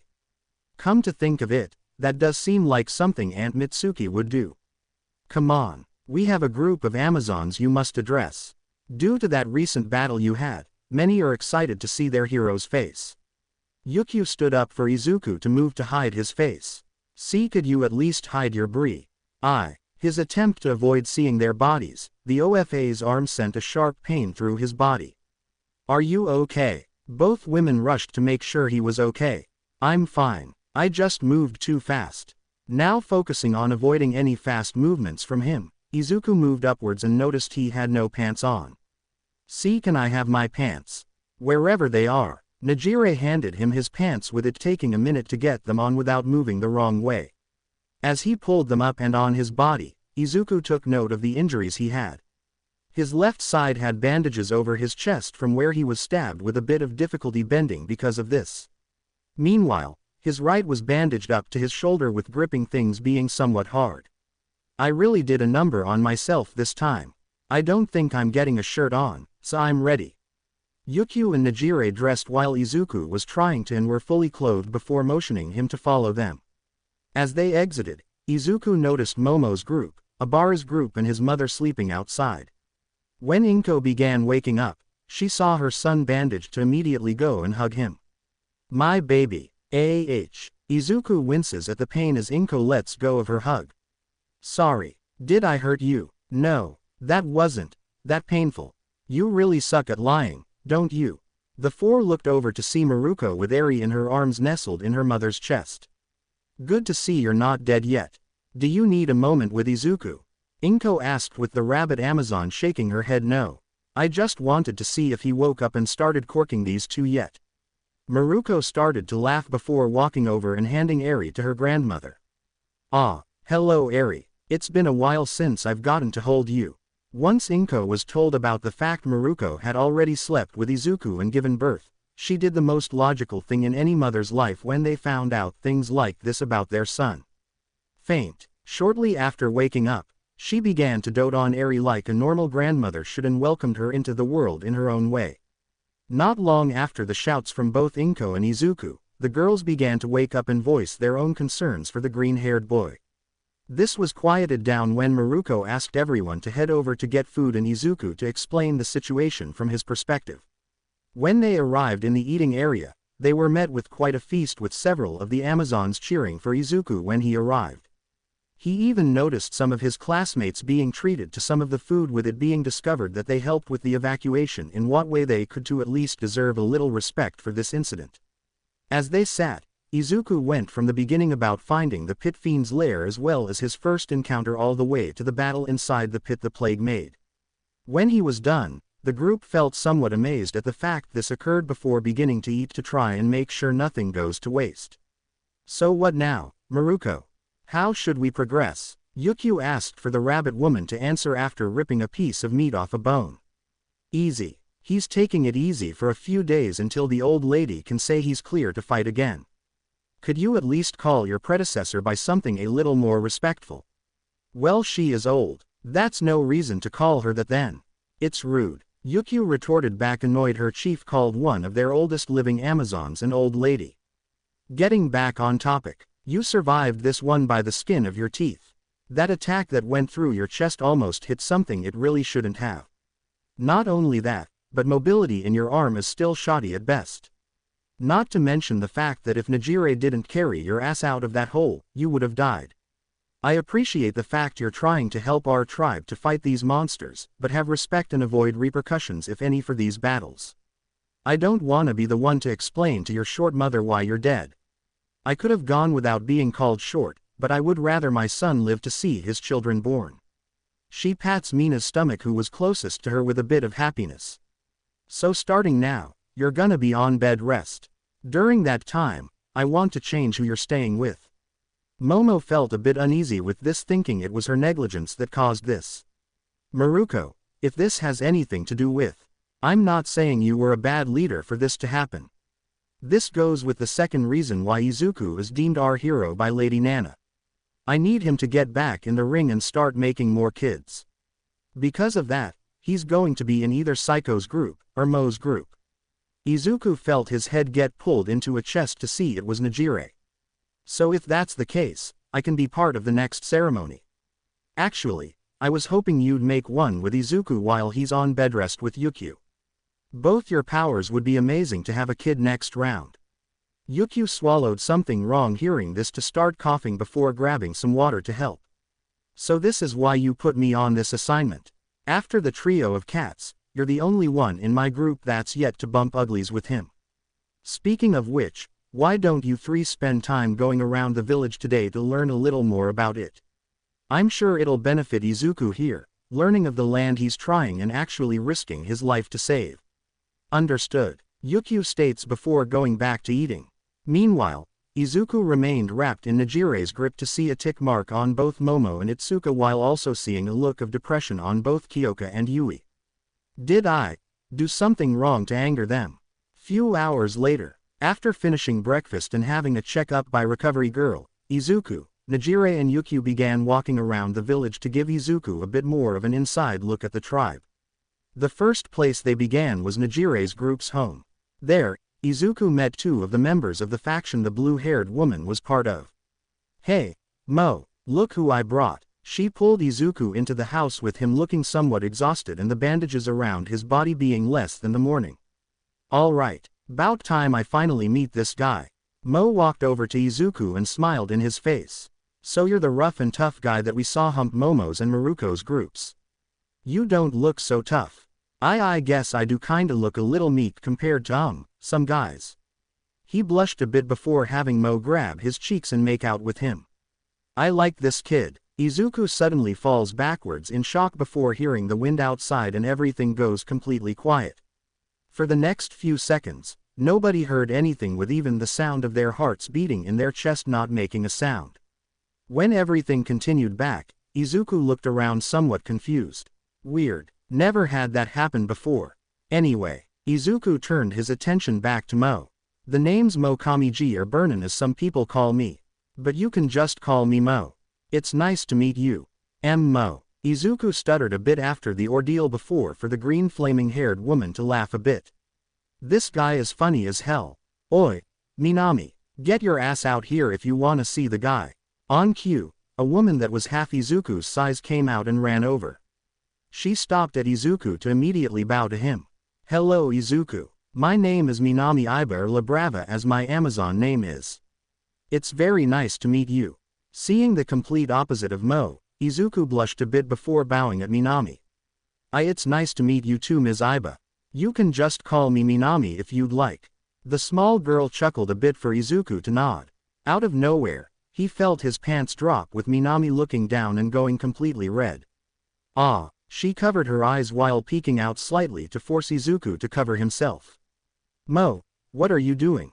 Yukio questioned. What? I thought that was why you brought him here.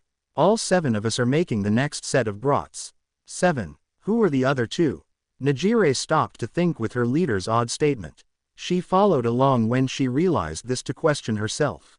I dunno. For some reason I thought there were 5 of us in this group. Oh well, let's get down to it then.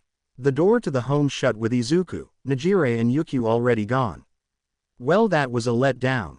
Mo left for the bed still feeling somewhat tired from the night hunt before. Meanwhile, Minami questioned the comment made before in the ordeal earlier in the morning. Maybe we should tell Maruko about what happened this morning. Something feels fishy. With the 3. Sorry about that. I didn't think Mo was going to do any of that. Nejire apologizes as she and Yukio grab an arm to start dragging Izuku behind them. It's fine. I am kinda supposed to do what she was trying to get me to do, so I don't take so much offense in this. As they started passing the guy's residence, Izuku was allowed to start moving again by the 2. Alright, I think we should at least allow you the time to talk to some of your own classmates. Being our apostle for Lady Nana is all well and good, but you were still normal before all this and perhaps this could help with morale for you. Izuku agrees with Yukio's statement for them to start walking into a random room. As they entered, they noticed a strange smell that Izuku disturbingly is aware of from past ordeals with the girls. Seems this one is out. They walked around a bit with Nejire stepping on a leaf that had something sticky on it. Ew, is this dung? She scraped the leaf off before stepping on a second to have a shiver down her spine. What the heck has this boy been doing in this room? Huh, hey Izuku, what's this? Nejire asked, holding up what looked like a box. Opening it, Izuku found an old Polaroid camera with a large amount of film to use. Oh, this is a camera.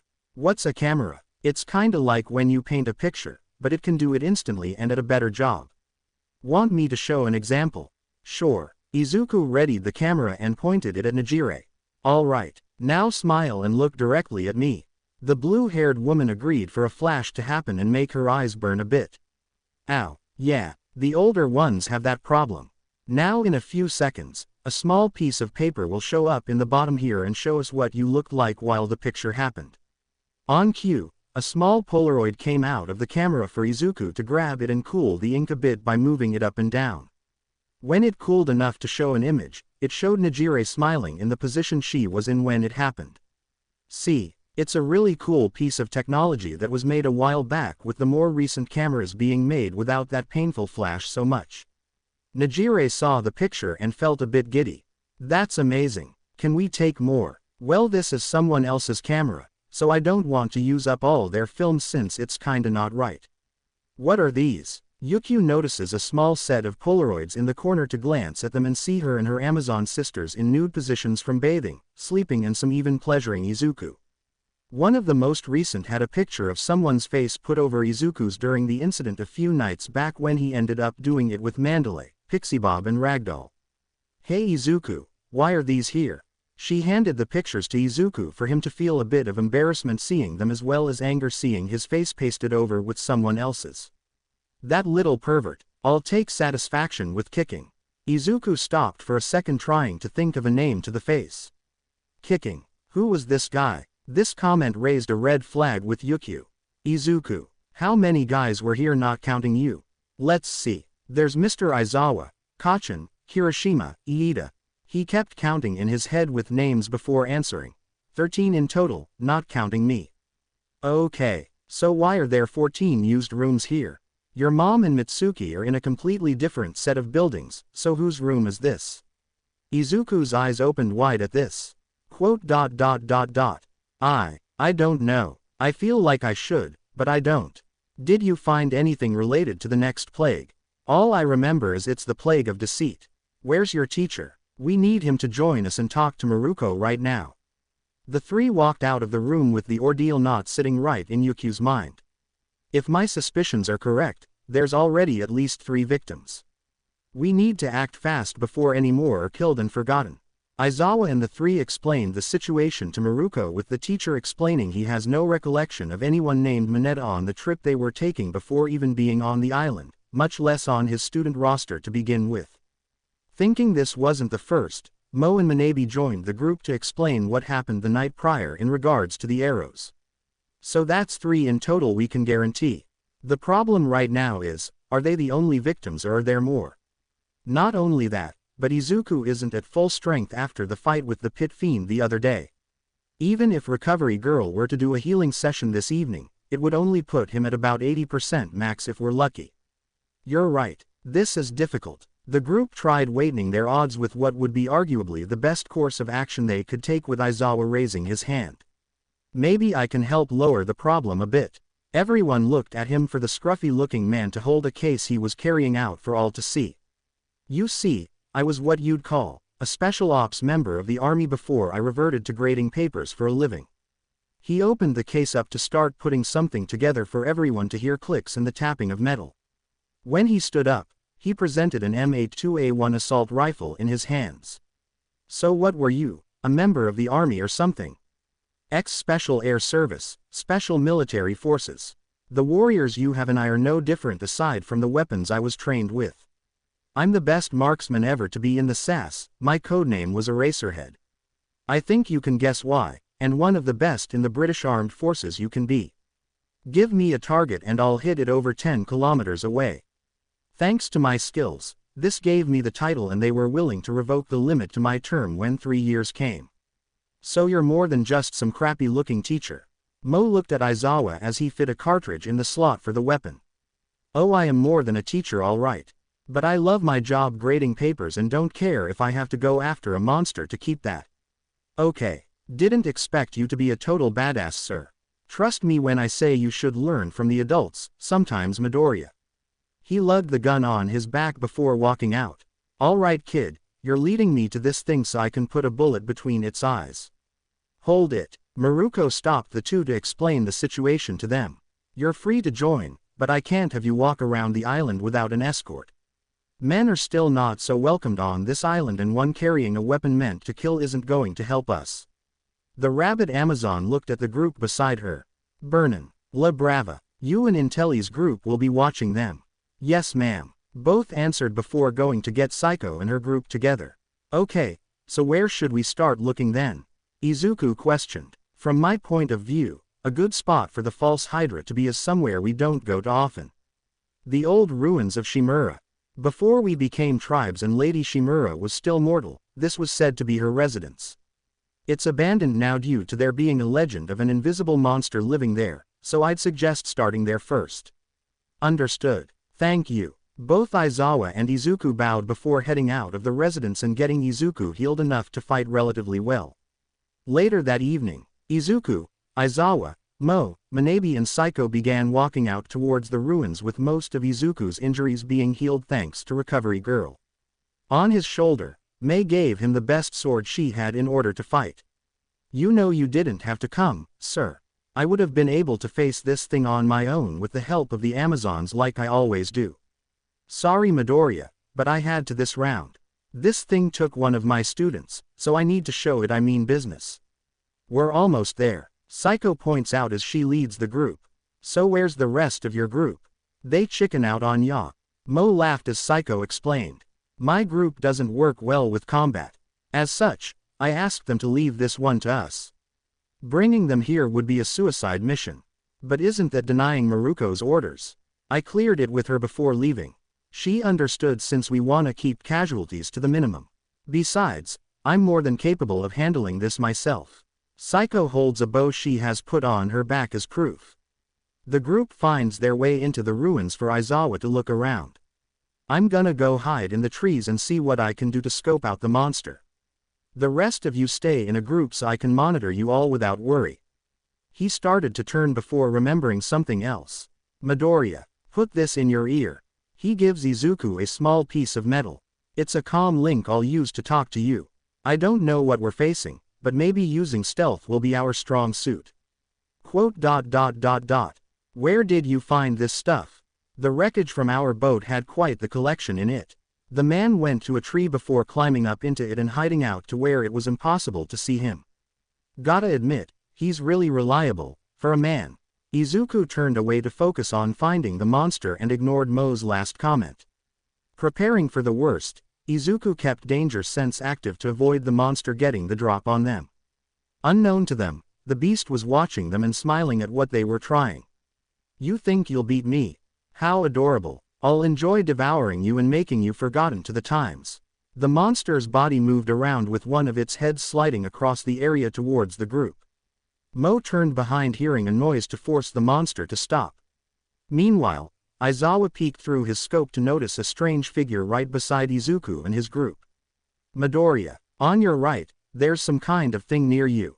Looking to the side, Izuku saw nothing to have his danger sense active, yet also coming up blank from anything of concern. Sir, I'm not seeing anything.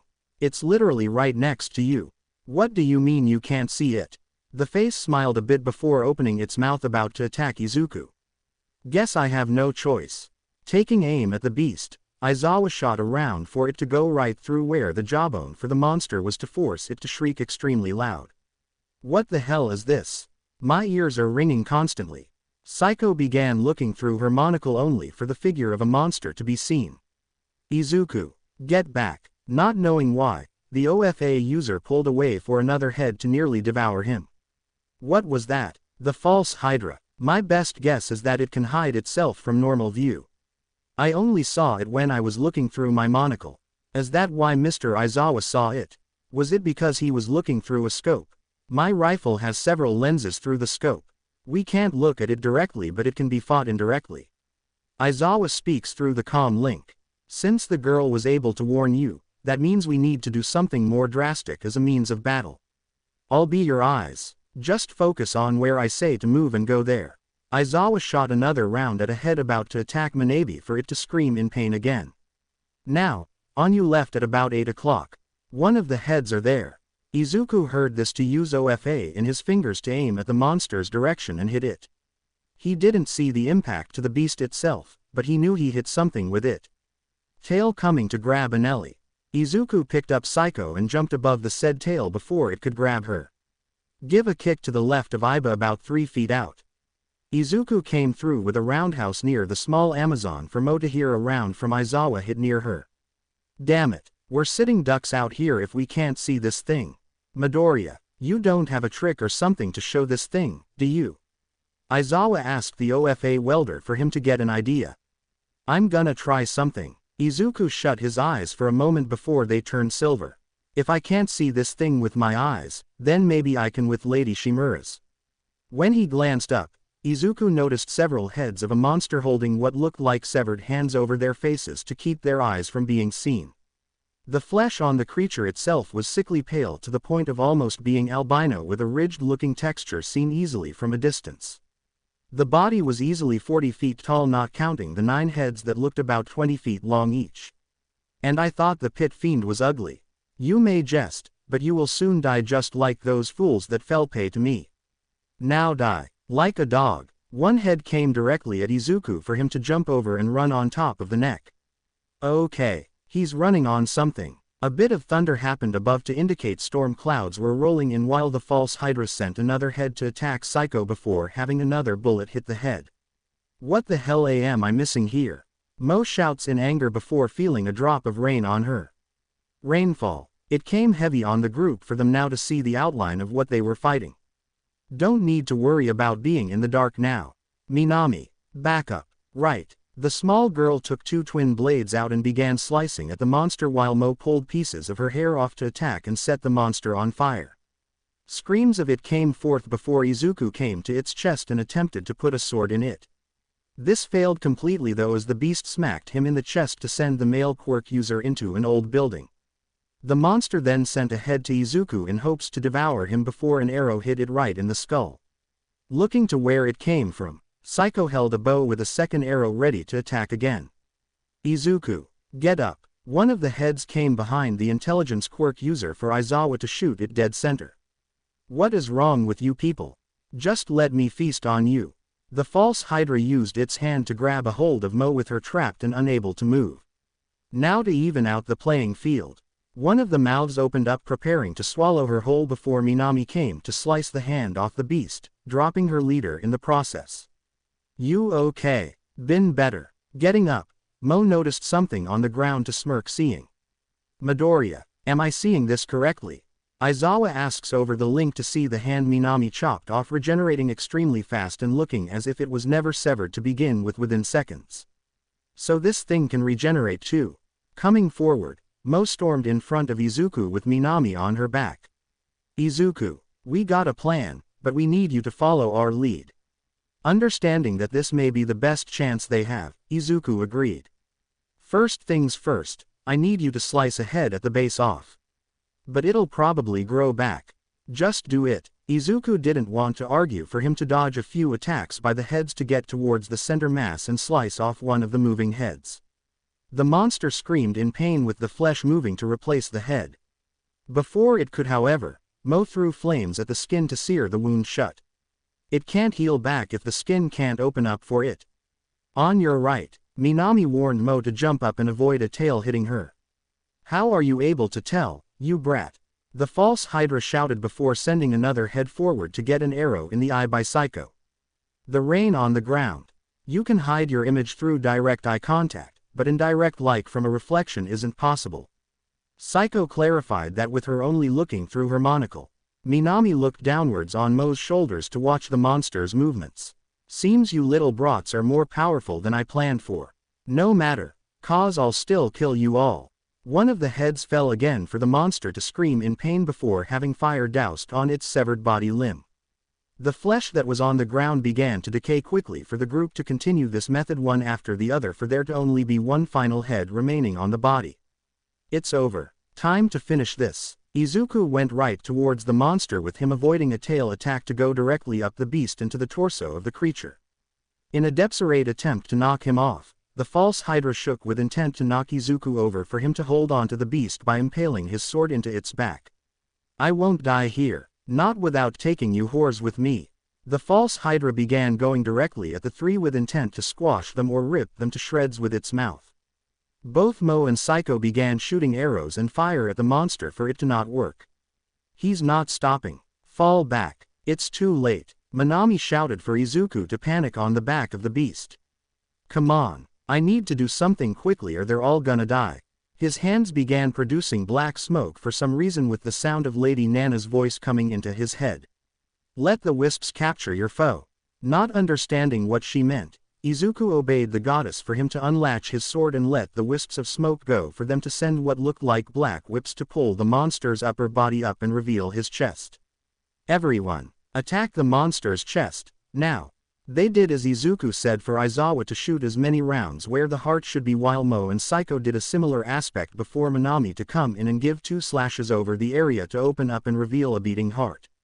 Psycho and Aizawa were about to attack again, but they were out of ammunition for the monster to send its tail at Mo. I'll kill you all. In a split second, Izuku moved his body to run around the monster's torso before getting to the open heart. With his blade in his hand, he ran it through the heart and made the gigantic beast freeze. It fell down to the side almost in slow motion as everyone was in shock at what just happened. However, Izuku stood tall as proof they won before pulling his sword out and shouting in a triumphant victory. As the group began to calm down and reconnect towards the beast, Mo and Iba were reminded of their 2 Amazon sisters that were part of their group. Facing the realization that they are most likely gone as well as Mineta who Aizawa and Izuku were reminded of, they were prepared to start heading home to state the end to Maruko. Before Izuku could get off the false hydra however, something began moving in its stomach. What the? There were a set of motions done very peculiarly for the green-haired boy to panic. AIBA, give me something to cut this thing open.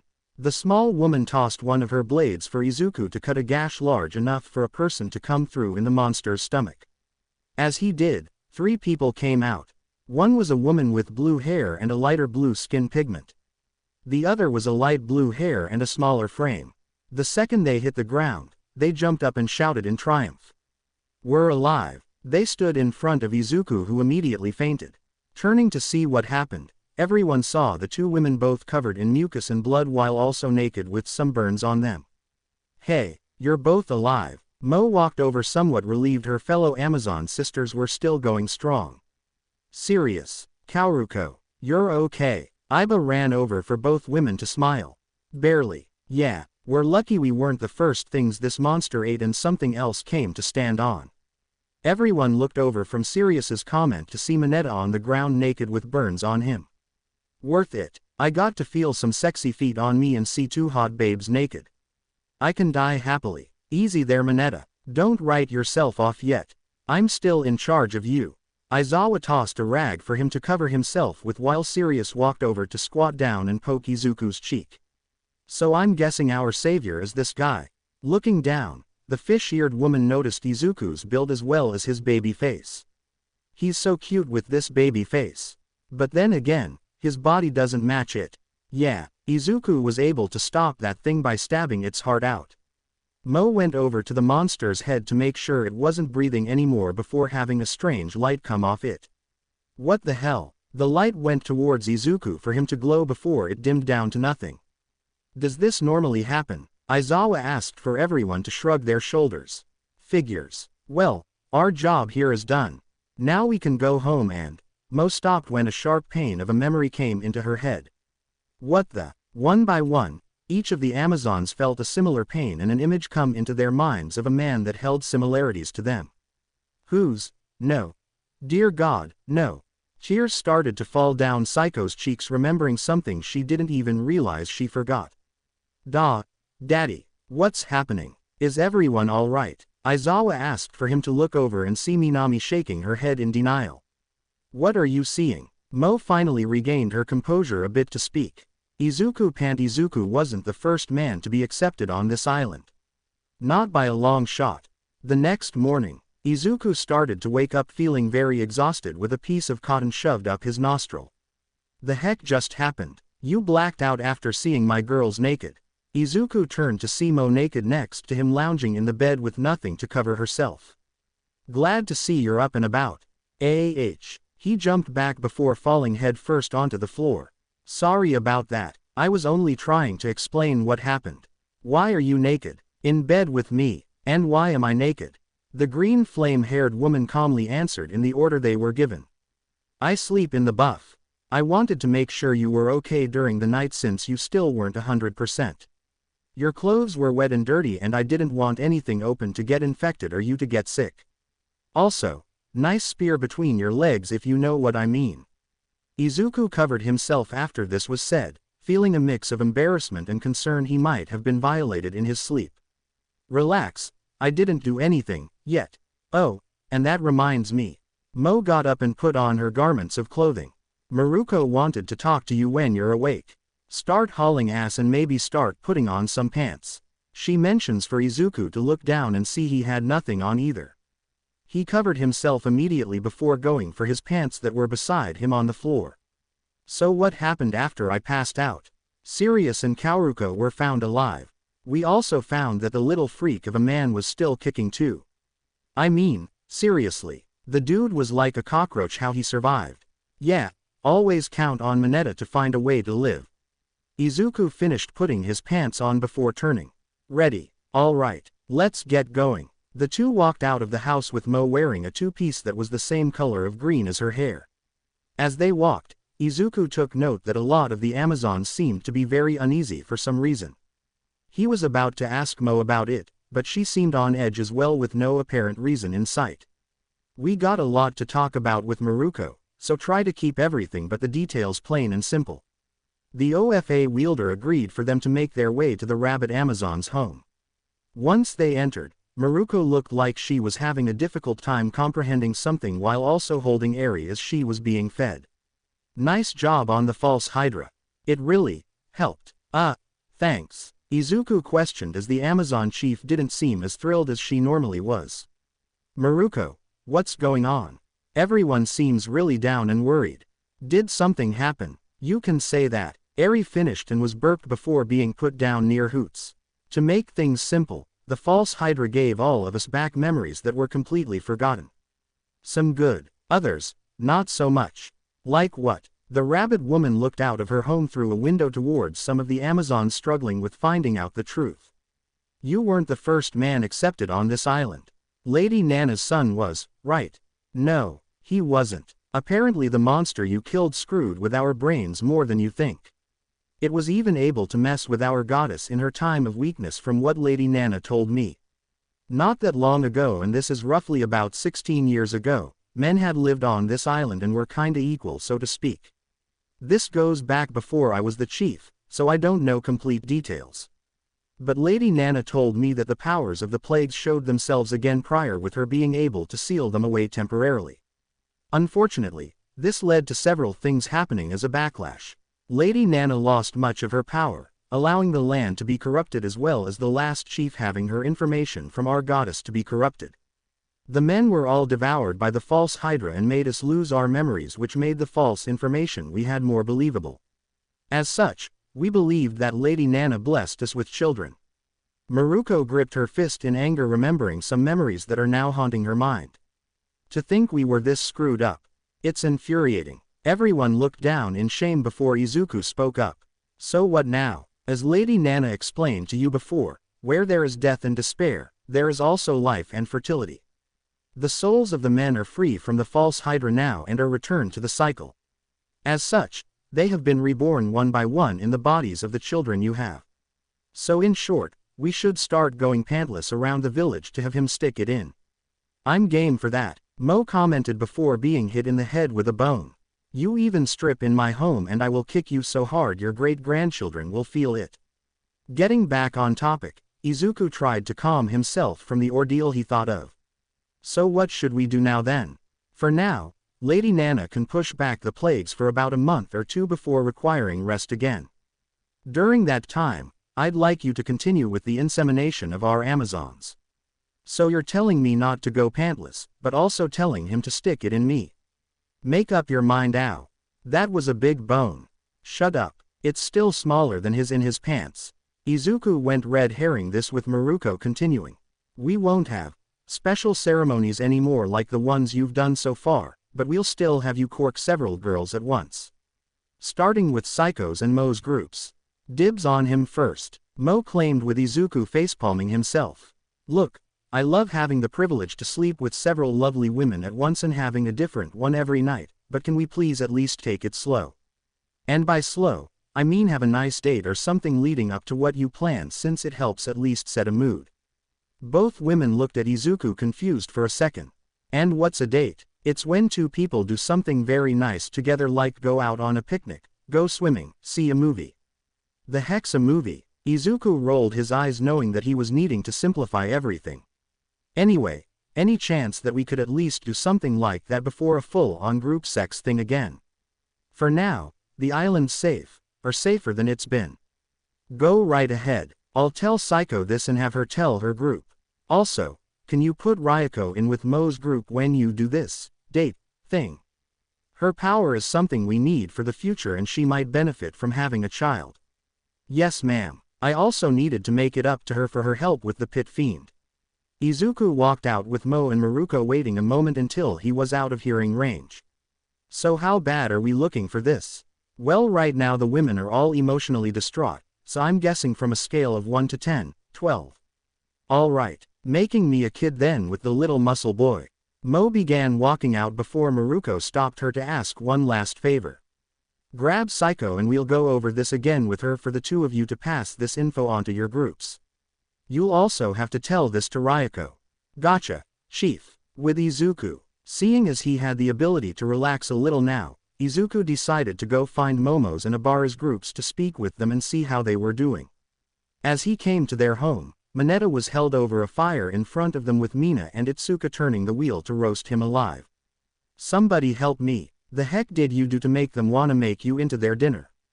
Izuku shouted for the girls to stop and turn. Izuku. They tackled him in a hug, happy to see the green-haired boy while Mineta was facing the fire. Somebody please turn me before I actually die. We heard you took down another plague. So awesome. Ochako cheered with Kanoko holding her arms up for joy as well. It had to be like, bam, and then, wagam. Down you go. So, you up for another orgy? Setsuna smirked while moving her hand towards Izuku's crotch. He felt uncomfortable before feeling Mina push her chest on his back and whispering in his ear. We're more than happy to oblige if you wanna try something like that. She nibbled his ear a bit before Kyoka, Momo, Itsuka and Abara pulled Izuku away from the two. So what are you doing here? Shouldn't you be resting? Kyoka asked. Well, I kinda was free for a while and I wanted to make sure you girls are okay. Also, I was wondering if you all wanted to go on a date in the next few days. All 13 girls looked at Izuku unsure what he meant. What's that? Izuku immediately explained what a date was to them for the group to smile while answering. Sure, great. I wanna at least try and get this started this week. Sorry if I'm troubling you. Can someone please get me off this hell on a stick? I'm starting to smell like roasted beef. Izuku stared at Mineta before holding his right hand up in a flicking position. He sent a bit of OFA to create a condensed air attack at the midget to send him flying into a tree and untie him in the process. OWWWW. Alright, what did he do to make you all wanna kill him? He peeked on us bathing. Toru shouted in irritation. Toru, you're invisible and half of the women around here walk around topless all the time. I was ready to poke him full of holes for that. Pony held her horns out in anger towards the small pervert. We might go around almost naked, but this freak was pantless too. Looking over, Izuku noticed Mineta didn't have any pants on to have a shiver down his spine. Dude, you do know that every woman here is pregnant with my kid, right? Still think they're hot and I wanted to use their titties to get off. Quote. I'm right now regretting saving you from that false hydra's stomach.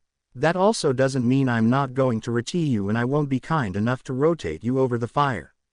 You're going to be on fire. Mineta immediately got up and began running for his life before getting punted the other way towards the village by Pixie Bob with Mandalay and Ragdoll behind her. Nice kick. Thank you. So Izuku, word is that you're trying to get these things given to the women in the village. Mind if we join in? I mean, you did kinda drop a baby in the three of us. Izuku went pale remembering the night he was injected with something from Hamiko. Ahahaha. I felt like a pig stuffed silly after that. Ragdoll laughed while Mandalay turned completely red. Alright, I guess it won't be a problem. Izuku began walking in the direction of the village with screams of Mineta being heard. Mom, please don't kill me for taking 3 women's first times and not remembering it. Izuku along with Momo's, Abara's, Mo's, Psycho's and Maruko's factions arrived down at the beach with the rabbit Amazon holding Eri in her arms. So what are we doing on the shore? Well, since there isn't really a better spot on the island to do this, mainly because we're kinda in the middle of a jungle on an island, the beach is debatably the best spot for a date. So what, are we just gonna kick back on a beach? Sounds lame, Setsuna stated while holding some kind of wooden stick. By the way, what the hell am I supposed to do with this? Mitsuki gave it to me when she heard we were going to the beach. That's for a game that we play where I'm from. Basically, the person holding the stick is blindfolded, spun around and has to hit a watermelon with it. As he explained, Mineta came charging onto the beach to go for Izuku's neck. You bastard, not only do you get a bunch of sexy babes, but now you're flaunting it where me and the rest of the guys work. I hope you get eaten by SHARK. Mineta was cut off by Mina grabbing him by the neck and bringing him towards Setsuna. Found a watermelon to use. Quote. I will not eat that watermelon even if my life depended on it. And I believe that it is closer to a grape rather than a watermelon. Abara stated while preparing a spear to hunt for fish. Still would rather beat him without a blindfold if you ask me. Mo comments while seeing Shoji and Ojiro walk over. Hey, sorry to disturb, but did a little guy that has hair looking like grapes come over here? Aizawa was trying to find him for a roll call. Mina held Mineta up to show him turning blue from how tight her grip was. That's him. Tossing the pervert back to the two guys, Itsuka seemed somewhat less agitated when they came to grab him. So what are you guys doing today? Izuku asked, wanting to know about his classmates. We're trying to put together some things that we found to make a raft big enough for us. We picked up a lot of stuff. Oh yeah, that reminds me. Shoji gave 2 watermelons to Nejire before explaining. We found a bunch of watermelons on the island yesterday and decided to pick the ripe ones. We gave one to yours and Bakugo's moms as well and figured you might want to eat some as well. Thank you. It's been a while since I had watermelon. Anyway, thanks for finding him. We'll tell Mr. Aizawa you're here with a bunch of the other Amazons so we won't have a repeat. Much appreciated, Ojiro. Tell the guys I said hi. The blonde gave a thumbs up for Toru to seem somewhat content with him. He seems like he's a good guy. Ojiro understands that people have their own troubles and avoids being one to mock or insult people. He's actually very liked in our school for his positivity. I can see why, Nejire states before putting the 2 watermelons down and knocking on one. So what is this thing? It's a watermelon. Did none of you know what it was before this? I never saw anything even remotely close to that before now. Must be one of Lady Nana's blessings. Maruko states while placing a cloth over Eri so she doesn't burn. Okay then, so a watermelon is a type of fruit that is very sweet and holds a decent amount of water in the fruit's edible parts. The outside though is really hard to get into unless you have a knife or something hard to break it open. Well, that explains the stick. Deciding to save them for later, Izuku started to come up with an idea. He grabbed some netting he had and began putting the watermelons inside it. What are you doing? Izuku placed the watermelons in the water and jammed a stick in the ground before answering Kyoka's question. I'm keeping them cold. On a hot day, cold watermelon tastes really good and is refreshing. The net is to make sure they stay together and the stick is to keep them in this general area and not go out to sea or down the shoreline. It's a little trick I picked up. Smart, Yukio states before going into the water with a spear in her hands. Well, I'll be back. Hopefully with something edible. Get a shark. Pixie Bob shouts for Izuku to go and sit by Eri. How's she doing today? She's alright. A little fussy, but it's not so bad. The small infant looked over to Izuku and reached out for him. I guess she wants her daddy though. Maruko passed Eri over for Izuku to hold her in his arms and see her smile a bit before drifting back off to sleep. Well, I'm gonna go and cool off a little. Maruko strips off her clothes for Izuku to cover his eyes with a massive blush.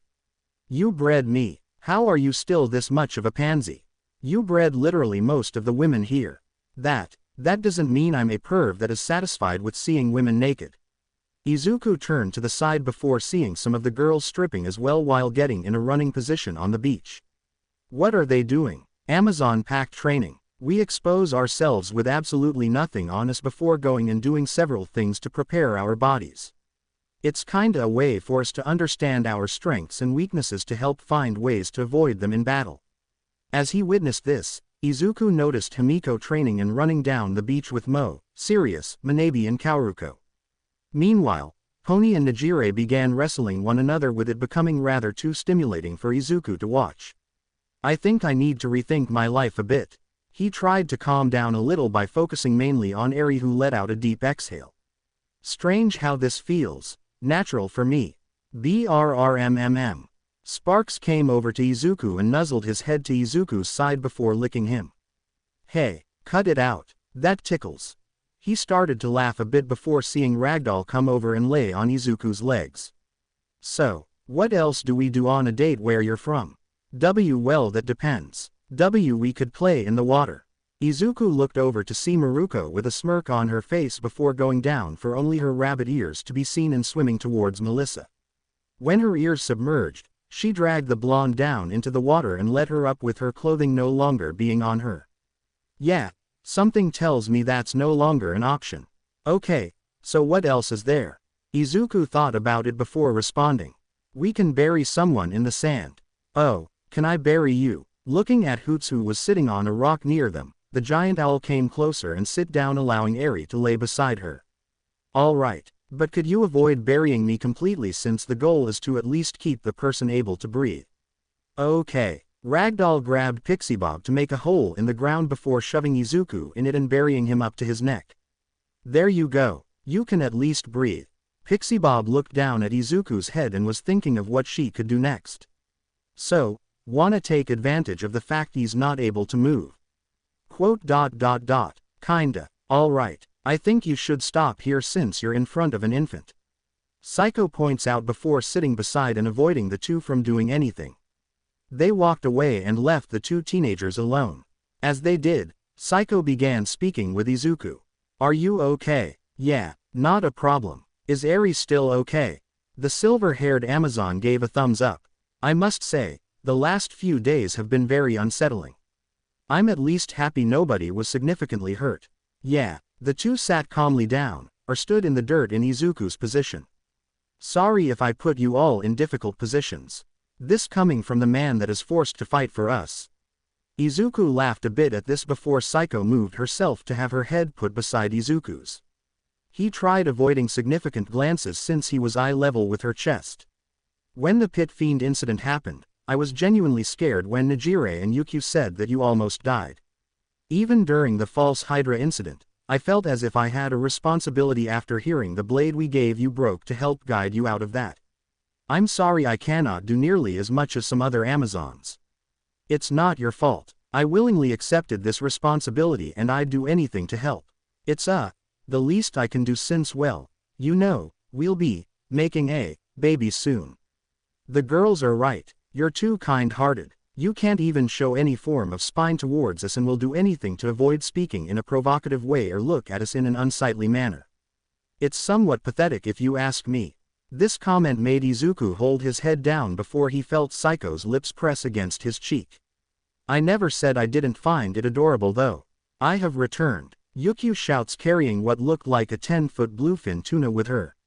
Sparks. Prepare a fire. We will be having tuna for dinner and crab soup for breakfast. Quote. That is one big fish. Something tells me Yukio turned into a dragon under the water to hunt it down. Alright, time to get out of the sand and get some wood to start a fire. Maruko walked over and with one hand, lifted Izuku out of the sand. Sadly, his shorts weren't along with it for the girls to all notice this. Maybe we can start making more kids now. You seem up to the task. I'm down with that. Mo shouts for Momo and Itsuka to smile calmly while sipping tea and thinking of how oddly humorous it is to see Izuku panic to pick up his shorts. Hard to believe his body can be so disproportionate and have a kind heart to ignore being a perverse man like the midget. Few hours later, after finding wood for them to cook the tuna Yukio hunted, Izuku taught the girls how to break a watermelon the way he was taught at his home. Since he didn't play the game as often as he wanted though, Izuku couldn't find the watermelon so easily and found himself falling over and landing in the water. The next to try was Setsuna, who split the watermelon down the middle in a matter of seconds. The group enjoyed the day with it slowly getting colder for them all to sit in front of a fire with the tuna cut apart and given to everyone. Alright, so your world would do this and cook fish and junk here. What else would you eat? May asked. Well, we'd do shaved ice for the day, ice cream. Night would be grilled meats, squid, sweet potatoes. We also would occasionally do s'mores. What's a s'more? Pony asked with her mouth having half a piece of tuna hanging out. It's a type of sweet thing. It's made with something that has a fermented bean product with milk in it, a thing of sugar with egg whites and the tendons of a pig, and a mix of a special grain, sugar and other things. Ew. How is something that has a fermented bean and body parts of a pig sweet? You'd be amazed, Kanoko. They continued eating before seeing the stars start to come out. Well, I guess we should pack it in for the night. Oh, and Izuku. Maruko gained the green-haired boy's attention for her to smirk. Make sure you make a couple of kids in the next few days. I'm also open for business again if you want. She laughed a bit before bringing Eri with her back towards the village. Speaking of being open for business, you can start with my group if you want. Mo commented for Sirius to blush a bit. Come on, you wanted to see what he could do earlier in the day to you. Don't pretend like you and Koriko didn't want to take him on. The blue-skinned woman blushed a bit while holding her face, trying to avoid people seeing her face. Hold it. Psycho got in front of them to pull Izuku into her chest. If Izuku is doing it with anyone first, he'll be doing it with my group. Besides, We owe responsibility to him for our mistake during one of the plagues. And the best way to do that is to help him achieve his secondary goal next. So wanna see what my mom said about having the D making you feel calmer. She said I'd be uber hyped and addicted to it. I have no idea what she just said. Izuku thought this before feeling himself get dragged away. We're going to get you started. Get ready for a fun evening. Mei started with Melissa beside her dragging him away. Meanwhile, Yukio and Najire sat calmly looking at Momo's group. I know he belongs to the whole tribe, but he was originally part of your group first. Do either of you feel any form of anger or jealousy towards this? The girls thought about the Dragon Amazon's comment before answering. Not really. Nope. Nah, not particularly. I don't see a problem, Ribbit. There's supposed to be jealousy. The fact they all didn't have any reaction somewhat shocked her. I guess this is something that could help in this situation. I just hope that boy lasts with Mei. She's quite the fanatic. I'd say he'd need to be careful with Melissa. She's not a normal girl when it comes to stamina. I wonder what Hamiko and Saiko's position would be with this though. Ochako says while taking another bite of tuna. Oh well, let's see how this plays out tomorrow. The girls calmly sat down as they thought about what they'd expect from Izuku's current ordeal to happen.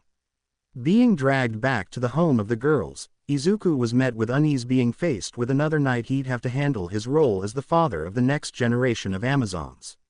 For the most part, Saiko and Hamiko seemed to look uneasy while Kami and Melissa had a strange aura behind them as if they were some kind of demon ready to attack. Meanwhile, Mei, who was arguably the most excited, started going down the line of things she was dying to find out. I was told by the girls that you're some kind of animal.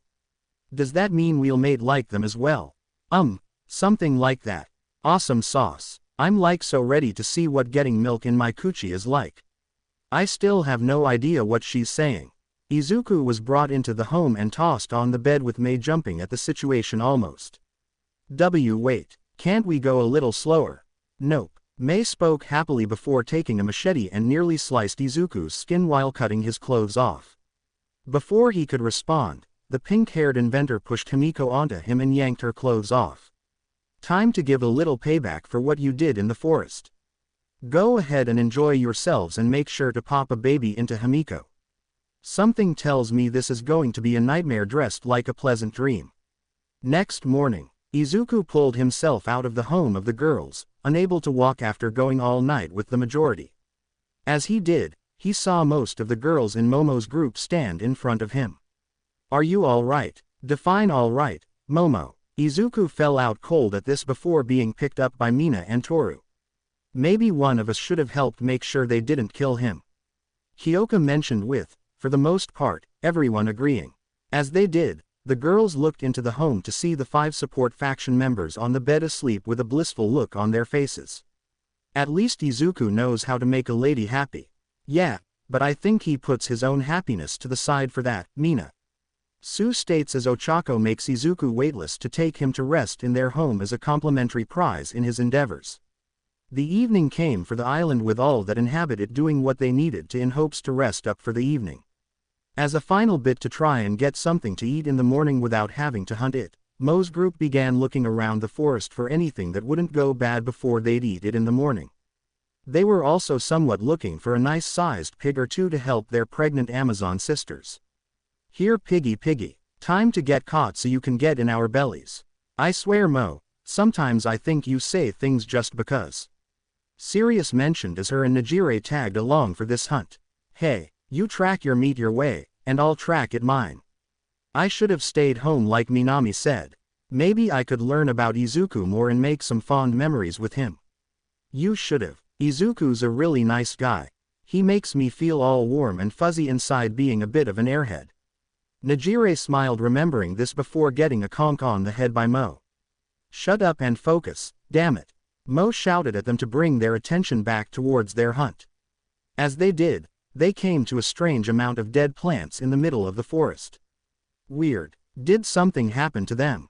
It's almost unnatural. Sirius looked at the plants to see they were almost the exact same as those found in the plagued lands. This is impossible. I thought Izuku took out all of the plagued land before all this. I guess he missed one or two. He didn't miss any. Najire pointed this out for the two Amazons to stare at her. In there's a monster. I don't know what it is, but it looks menacing with its body like that.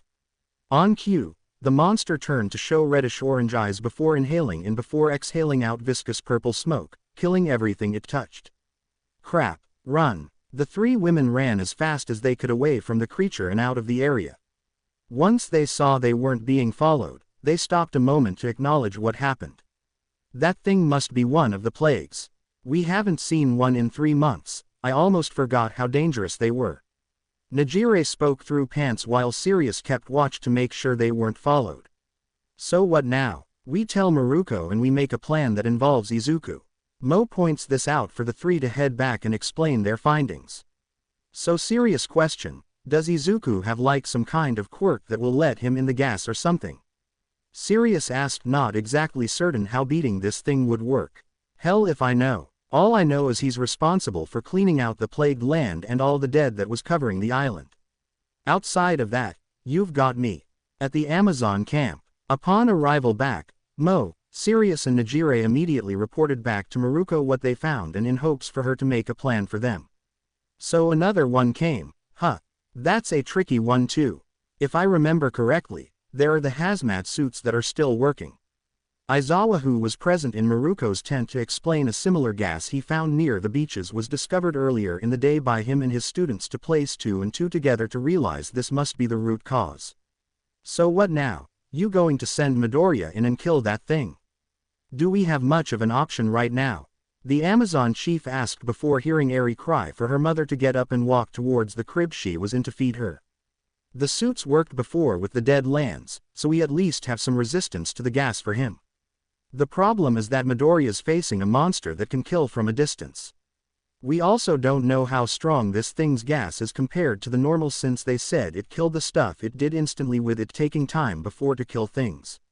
Not only that, but we don't know if this thing has more power than just the gas.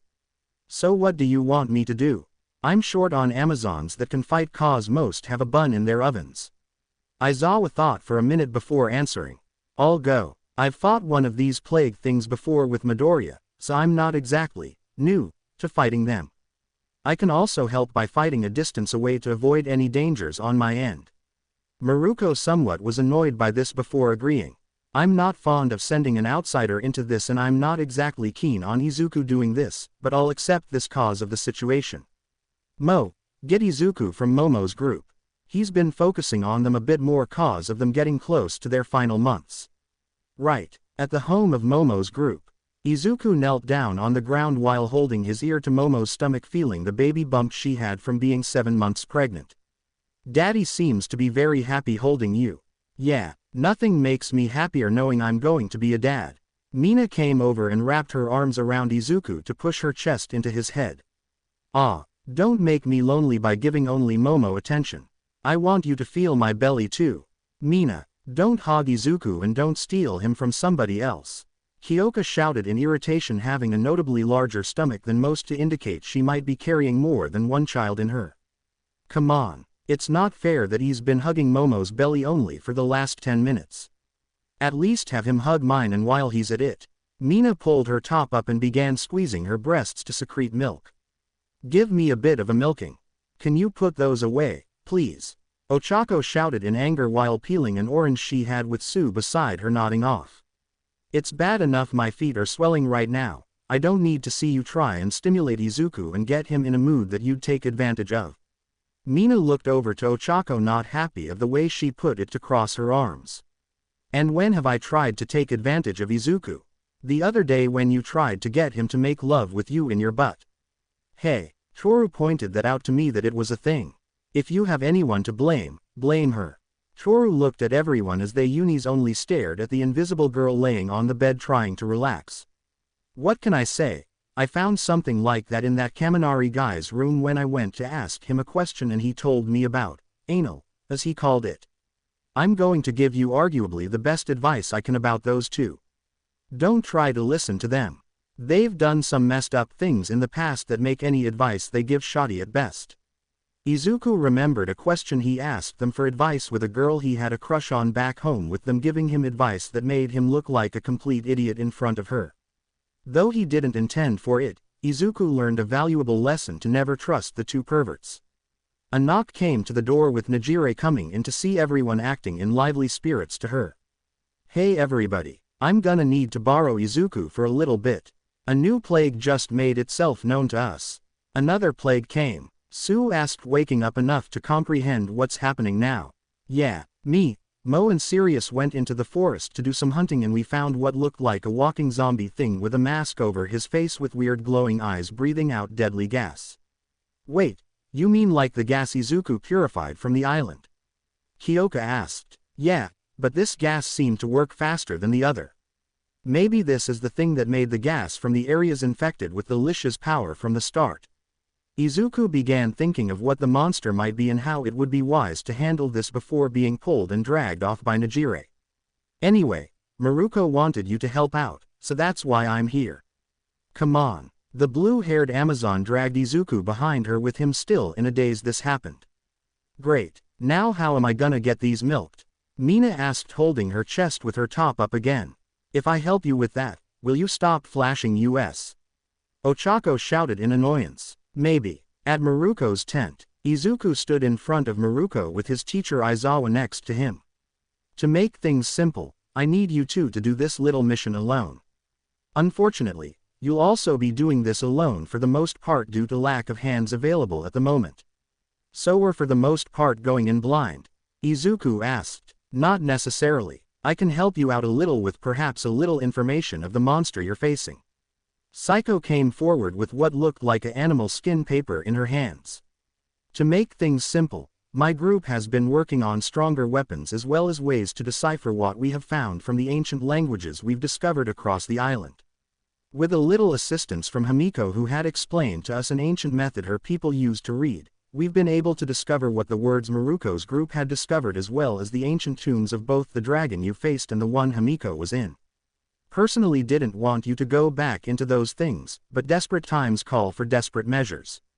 Maruko stated this as Psycho read off what her team had deciphered. "From what I gathered, you're most likely dealing with the undead ghoul. Ahem, ancient and deadly. Those that inhale this child's gas will breathe a breath of life no longer. Those that linger in his domain shall live no longer. Deep under the lake we hide him steadily, so he grows not much stronger. At least, that's what we could decipher from what we found on this thing." Hearing this as a hint, Izuku began thinking of what was said in the small poem. "My best guess when it talks about a lake is the one near one of the shrines. That's arguably our best bet to find it. We were near the lake when we found it, so it's not the worst place to look." Sirius suggested, with Maruko seeing this as a good starting point. "Start there. If you can't stop it without causing harm to yourself, pull back. I'm not into sending someone to their grave just to stand a fight." Both nodded, with Kami coming over holding two different suits. "May like, so gave an upgrade to these things. It's now decked out in dragon hide. Give that hater baiter a gnarly kick for me, Studman."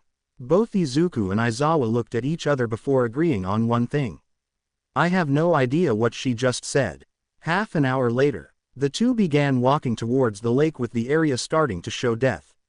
Sparks had been following them and practicing shooting fire at the gas to make it disappear with sparks remaining.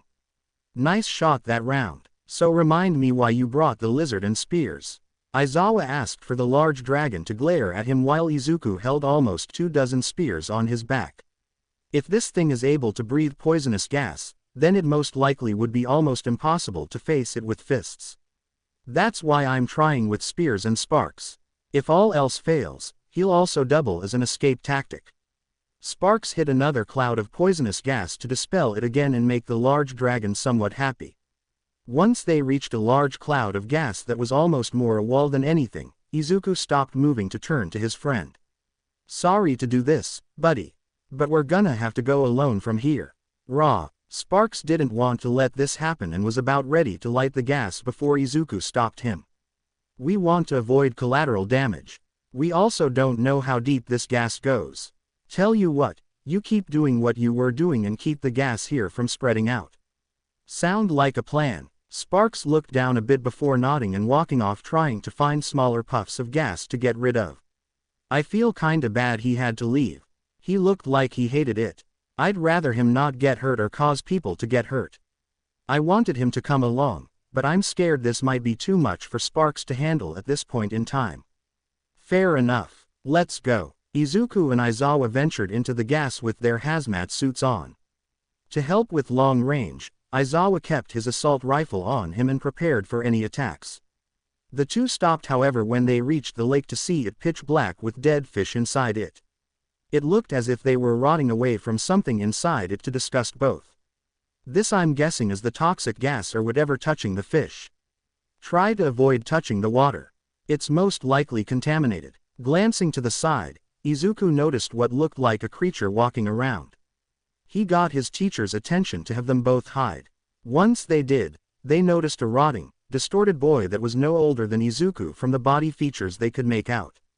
Its head was wrapped up with gauze with special lenses for eyes and what looked like a filtration system over its nose and mouth. In one exhale, the monster released a toxic gas that rotted away what was left of the fish in the lake that touched it to shock both men. So that's the plague. Seems tricky, but not unstoppable. If the body is deformed like that and its head is wrapped up like that, then the best shot I could give is there. Aizawa aimed his weapon at the plague before firing his shot. As it went towards the monster though, the bullet started to rust away and turn to dust before it could even touch the creature's head. That's nuts. I can't even get close enough to it. Getting an idea, Aizawa turned to his student. Our best option is traps. It hasn't found us yet, so we can collect items to make traps in its home and force its head to be damaged. Best luck, it's not immune to its own toxin and is half the reason it's like that. Right, Kish. The creature looked at the bush they were at somewhat like it knew they were there. You think it sees us? Izuku asked before seeing a breath of toxic gas come directly at them. That answers your question. Both split up and ran in two separate directions with the plague seeing Izuku and charging at him. Crap, it's going after Midoriya. I'll stall it. Get what you need for traps and I'll lead it in them. Izuku shouted from the distance as he used Black Whip on a tree to escape a gas attack. Damn it. Don't die, kid. I don't wanna explain to your mom what happened to you. Aizawa ran towards the camp in hopes to help Izuku before it was too late. Aizawa ran as fast as he could to the camp with Nimari and Ryuko being the first two people he saw. Hey, I need everything you can salvage for making pitfalls and spikes along with Wayne large amounts of wood and anyone that can help create traps like these now. Rude. Nimari seemed rather irritated with how she was being talked to with Ryuko trying to understand why the rush. What's happening right now that requires you to take so much at a single given moment? Right now Midoriya is fighting a plague that is able to spit toxin out that rots away anything it touches. We need to get this done as quickly as possible so we don't have to worry about him getting caught in the blast while stalling it. Every second count. Hearing what the reason now was, both Amazons ran into the village and got everyone they could. Since they weren't initiating any forms of conflict between themselves, almost everyone could help with Maruko leading the charge. Alright Hobo, lead the way. The poisoned areas are this way. We're going to make traps right outside where the gas is and hopefully cause the monster to breathe in its poisonous gas. Why? You asked while running to catch up to Aizawa. It's a safe deduction we made after seeing it. With Izuku. Izuku continued to dodge the poisonous gas that was sent at him by the plague for it to not let up on its attacks. This thing's smart for whatever it is. But how am I going to get it somewhere so it won't cause trouble? Not only that, but how long am I going to be able to last with the time I have for this suit and dodging its attacks? Izuku dodged another attack to use Black Whip to swing forward at a quicker pace to increase some distance. As he did this however, the branch he gripped was rotting from the plague expelled out of the monster for it to snap and make him lose his balance. He stumbled on the floor before looking back to see the plague breathe in. Inhale key. Not good, not good, not good. Izuku activated OFA to get away from the impending gas for it to narrowly hit the suit and show some forms of exterior damage. Crap. The creature stopped moving to hold his hands out to the sides before sending it directly at him. Can't escape. This is bad. Izuku held his breath hoping that at the very least, this could avoid him dying. However at the last second, a large amount of green fire came around Izuku to keep him engulfed with it and turn the gas into sparks. RRRRMMMM. Sparks came down in front of Izuku looking extremely angry with teeth showing. Not only that, but he seemed somewhat larger than before. Where he could fit Izuku only before, he now looked like he could easily fit 2 people on his back at a given time. Sparks, what happened to make you grow? Grr. The dragon didn't bother asking as his attention was primarily on the creature in front of him. Kish ha. The plague attacked Sparks with a breath of poisonous gas for the dragon to send a breath of fire and destroy it. Sparks, let's go above the trees. I'm not sure if this gas will affect you or not. Izuku hopped on his companion as he flew up above the tree line with the plague now enraged. I know I told you to stay back, but thank you for helping me. MRRP. Sparks looked away from Izuku somewhat angry for Izuku to sigh before answering. You're still mad I left you behind, aren't you? Alright, I'm really sorry I told you to stay back. I was worried for your well-being and everyone else's for me to make a bad decision. Please don't take this personally. This apology didn't sit right with the dragon for Izuku to get an idea. How about we go fishing tomorrow when we beat this plague? Just the 2 of us. Whatever we catch I'll let you eat all of it. Quote. MRRRPPP. This seemed to make Sparks happier before a blast of poisonous gases almost hit them for him to take evasive maneuvers. The 2 glanced down to see the plague expel more gas before sending it towards them by controlling it. Whatever happens, don't let that stuff touch you. Sparks nodded before flying a bit upwards for the gas to continue following before they were high enough where the fear of someone getting hurt wasn't possible. The dragon breathed fire to instead of make Sparks create a large explosion that gave some heat back to him and Izuku. As the smoke cleared, another wave of gas came at them for Sparks to drop down and try to send fire at the plague. A wall of poisonous gas was created as a defense with the undead monster sending multiple attacks around Sparks. This forced the dragon to go downwards towards the edge of the tree line as the gas followed them. Some parts began moving faster than other bits for it to try and attack Sparks with him maneuvering around from side to side before coming directly at the plague. Aim for his head. If the mask gets damaged, we can stop it. KHHHHHSSSSSSSSHHHHH. The undead monster began breathing poisonous gas at them for Sparks to be forced upwards. However, a small portion of the gas hit the dragon's wing for it to begin affecting him immediately. Sparks. The 2 began falling down with them crashing in a clearing outside the forest. When they crashed, Izuku immediately got up and rushed to his friend's aid. Sparks. It's okay. I'm gonna find a way to help you. Izuku glanced at the part that was hit to see the cartilage of the wing and the skin falling apart. This is bad. What do I do to help him? Do I cut the part that's infected off or burn it off? What should I do? What do I do? Looking at his wing, Sparks began breathing fire on himself for the area rotting away to be covered in fire. Once he stopped, the wing looked back to normal with the large dragon smirking. You can heal yourself from poison. MRRP. A smile was on Sparks' face as Izuku glared at him. You just made me have a small panic attack thinking you were going to die just to show off your powers. Damned lizard. The dragon began snickering at this before another blast of poisonous gas came to be blocked by Sparks' fire. Alright, now comes the thought of how to stop this thing. The plague came closer to them with it now fuming with rage for some reason. It seemed to point its anger more towards Sparks out of anyone, most likely due to the fact it was unable to kill him with its toxic gas. Ha! The monster began charging before falling into a pit trap a few feet in front of Izuku and Sparks. Midoriya. Turning their heads, both were met with Aizawa and the Amazons holding shovels in their hands.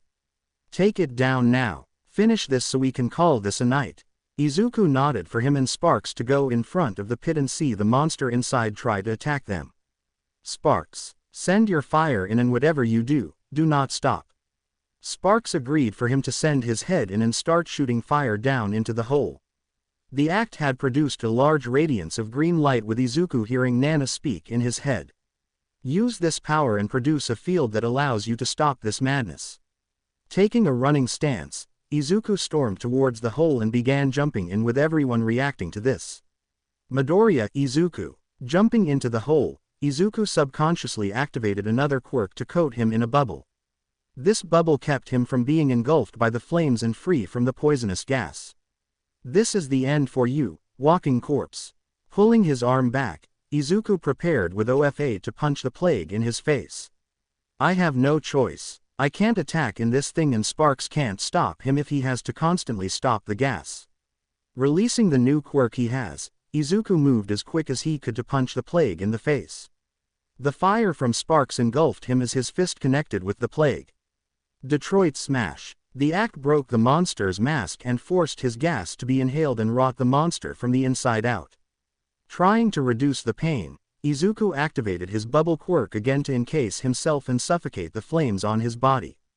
Once all of the plague was gone, a bright light came and went into Izuku before a pulse of one came from the pit and spread through the island. He did it. Mandalay spoke in shock with Najire running over to the pit with Momo's group. Somebody get recovery girl and quick. Izuku's hurt badly. The girls shouted as they saw Izuku sitting in the pit with several burns having difficulties managing his breathing. Not wasting time, Sparks went into the hole and grabbed his master by the remnants of his clothes and pulled him out. The Amazons and Aizawa looked in horror as Izuku's right hand started to rot for no apparent reason. What's happening to his hand?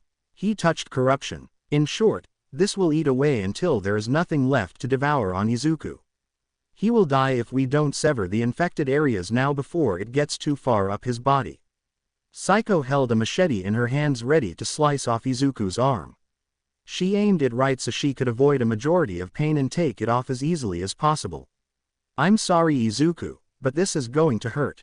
MRRR. Sparks got in front and glared at the Amazon. He's going to die if we don't take his arm off. This is the only way to save his life. Glaring at the psycho, Sparks turned to Izuku and breathed fire on him to make everyone panic. What the hell are you doing? Once he stopped, Izuku remained unharmed as well as the injuries from Sparks' fire as well as the rotting on his hand were no longer there with his hand looking back to normal. Okay so I guess this dragon can do more than just spit fire, fly and eat a ton of fish. Aizawa states as Sparks shows his teeth as if he was smiling at what he's done to help his master. Alright, let's get Izuku back home so he can rest in an actual bed. Aizawa grabbed his student and began carrying him on his back while the Amazon women followed him. To the side, the teacher noticed the dead trees and plants come back to life almost as if it was something out of a rapid video he showed his students a month before the trip on plant fauna and how its life cycle is. Just what the hell am I looking at? Lady Nana's powers. Thanks to Izuku reducing the grip of the plagues, she's able to reclaim her own and show it by reviving the island back to its former glory. Just what the hell type of science fiction is that? That makes zero sense. Abara looked at Aizawa with irritation before responding. You're talking to a woman that can make vines grow out of her head that lives with Amazon women that can do just as ridiculous things. Your student was given a power and blessed by an actual goddess and has defeated thus far a dragon, a demon, a vampire, a hydra, an oni, and Tengu and now a walking corpse that kills everything it touches. Is that honestly the part that makes zero sense? He was about to respond before the teacher took note of what was said to realize this was probably not the best moment to argue. I didn't think so. Unknown to the group however, 3 beings were watching the ordeal and smiled knowing what was happening. So the child is the one that we need to kill? A man with a plague mask said that held demonic wings asked. As to what I can tell, yes. He's weakened now, but we must be smart with how we handle this. Those Amazon women will not let that child die even at the cost of their own life. A giant creature that seemed to hold several eyes started with them being pure gray. Kill. Boy kill. The third creature spoke with a broken statement. Its own features were that of a human's but with animal features almost as if it was a deer hybrid. Patience. We'll get our chance. The problem is, we'll need to separate him from the group. Perhaps we can use some to our advantage though. The demonic being said as his eyes laid upon Abara's group and noticed them showing signs of pregnancy. If we give him reason to come alone, all will be cleared for the master and we shall be resurrected completely. Izuku began groaning in his sleep as he woke up. When he did, he noticed he was in a bed with an unknown roof. Alongside this, he felt something moist wrapped around his lower body. Alright, should I expect this to just be a freak feeling or someone doing something to me? Izuku moved his body up to see Nejire on top of him moving her body up and down. And it's date rape. What's date rape? The blue-haired Amazon turned to meet Izuku and showed she had nothing on to make him look away. Does it have anything to do with copulating while asleep? It means you're sleeping with someone when they can't say anything for it to be against their will. Against your will. Nejire didn't stop her movements as she thought of this and laughed it off. Well, you're awake now. So we can call it normal baby making. It's still against my consent since you did this before I could even say ye in. He couldn't say anything as he felt a hand somewhere it shouldn't be massaging him. Oh please, consider this our way of thanking you for everything you did. Looking to his side, Izuku noticed Yukio pushing his head into her bare chest. Besides, you've already gone around with myself and it was quite an impressive one at that. Can someone tell me why you two decided to do this in my sleep? I thought there was poison in your thingy. So as a responsible Amazon, I was willing to offer my body as a storage for any poison you may have. But, Nejire leaned back as she continued the discussion. It didn't go down and I asked Yukio to help. No longer wanting any more small bits added, Izuku came out and asked a question to both Amazons. How many times did you try to release the poison from my body? 8 times for me. Yukio smirked as she rested her head on her hand. 9 for me. Nejire let out a small shriek before falling on her back. Make that 10 now. For some strange reason, this is still not the worst way to wake up. Few hours later, after his strange and somewhat unwanted wake-up call, Izuku was allowed to leave Yukio's home and head towards Maruko's tent to find out what happened after he passed out. From what she explained, Aizawa had carried Izuku to the village on his back with Yukio and Nejire allowing him to rest in the earlier's home as a way to thank him for what he's done. It was on Maruko's orders that they make sure he wasn't succumbing to any lingering toxins in his body to try and clean his body with oils that they used to avoid illnesses in the village. From what the two women said, everything matched up with them both also needing to help the openings in Izuku's body release anything that could tamper with his insides due to being contaminated with the poison from the plague. As such, Izuku didn't feel as angry at Yukio and Nejire for finding out what they did, but was still annoyed they kept going regardless of the fact they were most likely done. Upon leaving though, Izuku decided to head over towards where the guys stay to see his teacher taking aim at targets he put up. Mr. Aizawa, Midoriya, bang, good to see you're up. His teacher didn't bother looking up to keep his focus on what he's doing. I overheard from Maruko that you helped me. Thank you. Bang, just doing my job protecting my students. Bang, even though you're in the situation you're in, you're still my student. Bang, that means it's my responsibility to keep you safe however I can. Aizawa kept shooting the targets he put up for Izuku to continue. Still, I appreciate it a lot. Bang, just keep in mind going forward that you have a lot of people that can support you and are counting on you. You don't have to go in and be the hero alone. At the end of the day, any one man is still that. One man. Don't ever assume you're in this alone or should take things on alone. There are things in this world that even one person can't fix no matter who they are. Bang, and you're definitely someone that this place needs to keep, so don't squander the support you have right now and don't think going headfirst into every fight is the right thing to do. Sometimes stepping back and seeing things at a different angle is just as good. Aizawa gave one final shot before placing the safety back on his weapon and placing it on a nearby smooth rock.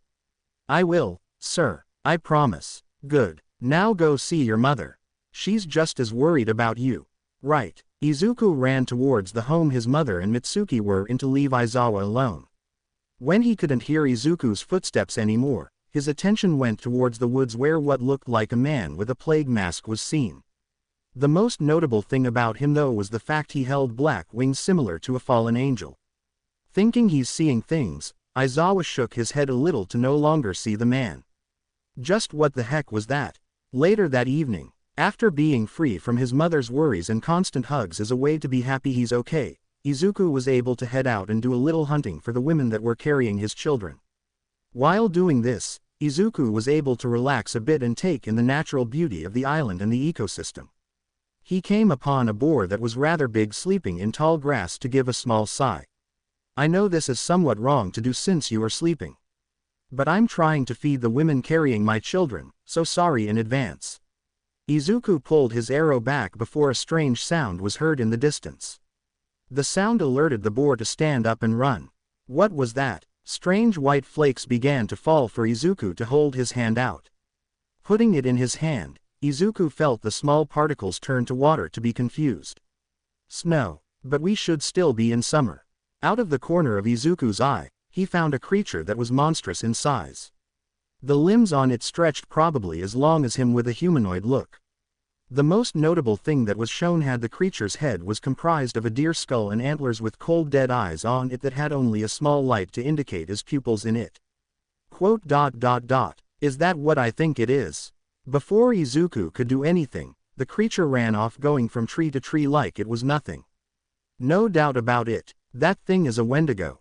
It's gotta die now before it hurts someone. Izuku ran off using OFA as fast as he could to keep track with the Wendigo. However, the green-haired boy soon found himself going farther and farther away with his way back to the village becoming more and more vague. As this occurred, two other beings began looking at the village of Amazons to smirk. Wendigo is doing his part. Now it's time for phase 2 of our operation. The man Aizawa saw prior came out of the shadows as a creature holding several eyes of different colors with the large mane being gray stood beside him. Your job will be to attack near the edge of the village to allow me free passage. Once done, I'll grab the 6 we agreed upon. What if our ally cannot stop the boy? It doesn't matter. As long as we claim the first 6, we can send them into the pits of darkness and resurrect our fallen plagues with their bodies. The man began smirking as he continued. Those fools. They don't fully know just how we can be reborn and killing us means nothing. Let's get this going. Tonight's full moon is needed for the ritual. The eye creature opened one of its eyes wide for a massive bolt of lightning to attack the edge of the village. The heck was that? Maruko ran out of her tent to see a fire happening. Put the fire out. We need water. Forget water. Abara. Ryako. Smother it with earth and vines. Mass hysteria began happening in the village for several of the Amazons to do what they could to stop the fire that was happening. On the other side of the set land, Momo's group began noticing the light to head out of their home and see the fire grow. We need to do something to help. Let's go. Kyoka spoke up for the 6 to start heading towards the scene. However, the group was stopped when the sound of a single voice made itself known. I wouldn't head out so quickly if I were you. The girls turned slowly to see the man with a plague mask and wings sitting on the top of their home. I mean, you are sharing your bodies with children of that pest right now. It's better you don't overexert yourselves. Knowing this being meant business, the girls prepared to fight the being with the spears and weapons they had on hand. Who are you and what are you doing here? So rude. Guess your goddess doesn't tell you everything. My name is irrelevant. However, you can call me by one you already know. The plague of manipulation. Also, I'll be taking you all with me.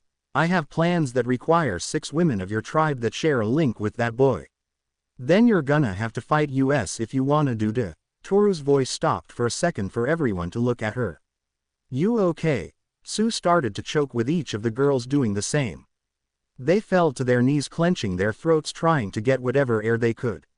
I guess telling you of my powers is pointless now, but the hell with it.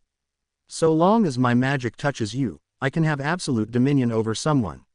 So if I wanted to end your life, all you'd have to do is touch my magic and have me wish for it. Small circles with shapes were seen on the girls' weapons glowing purple. Consider the seal my calling card. Now you 6 are my pawns. Unable to fight back. Now, sweet dreams. We'll talk more when you wake.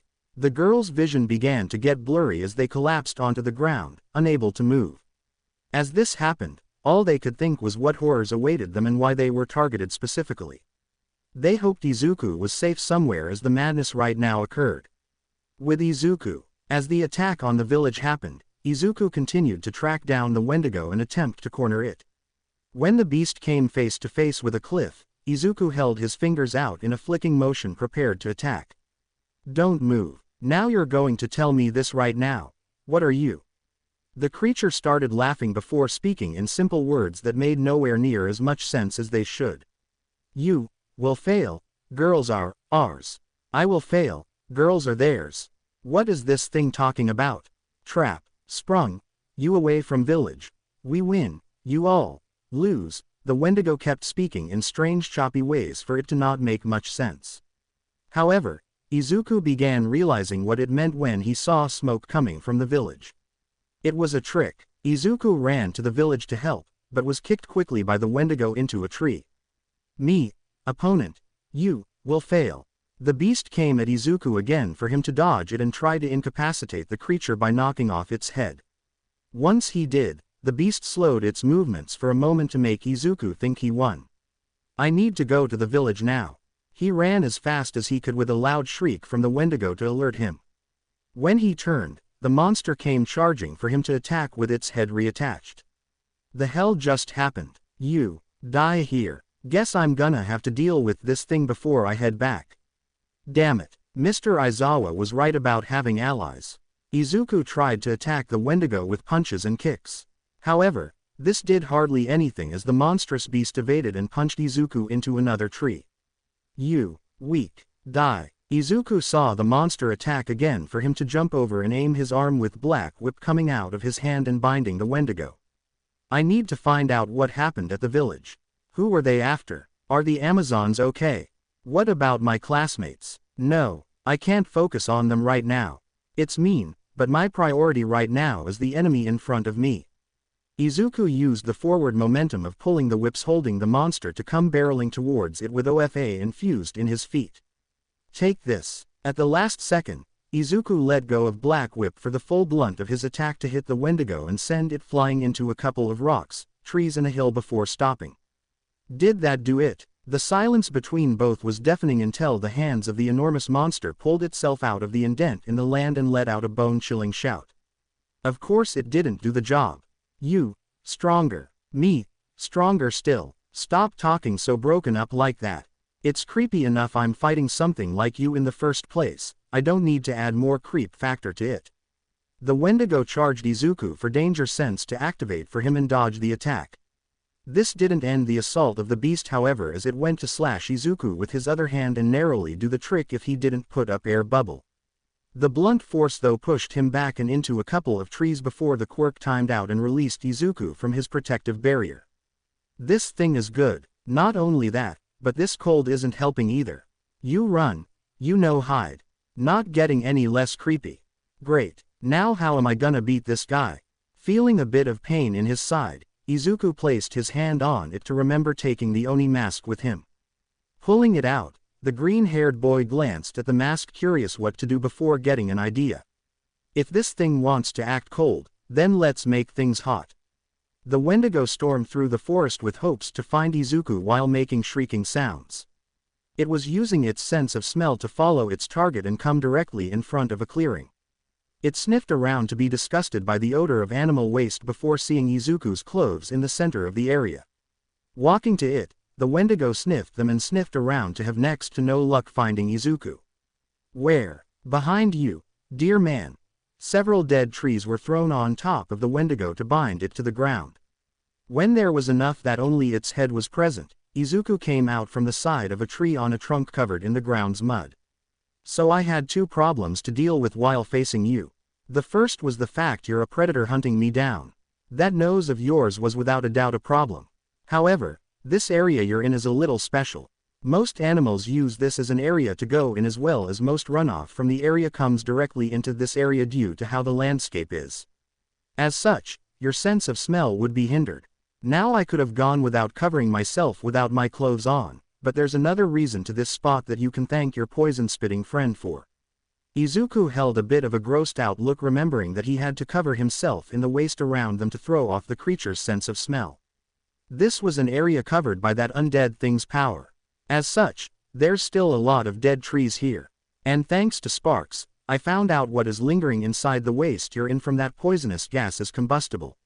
Izuku placed the Oni mask on with a neutral look on his face. Before I kill you though, I want answers. What was your plan with isolating me as well as what was the goal of attacking the village? The Wendigo laughed at this before looking at Izuku with its cold dead eyes. Kill me. No difference. We plagues will live once more. Plan is inevitable. What plan? What do you mean when you say you'll live once more, and what does that have to do with the attack on the village? Conditions met, ones with children, ours.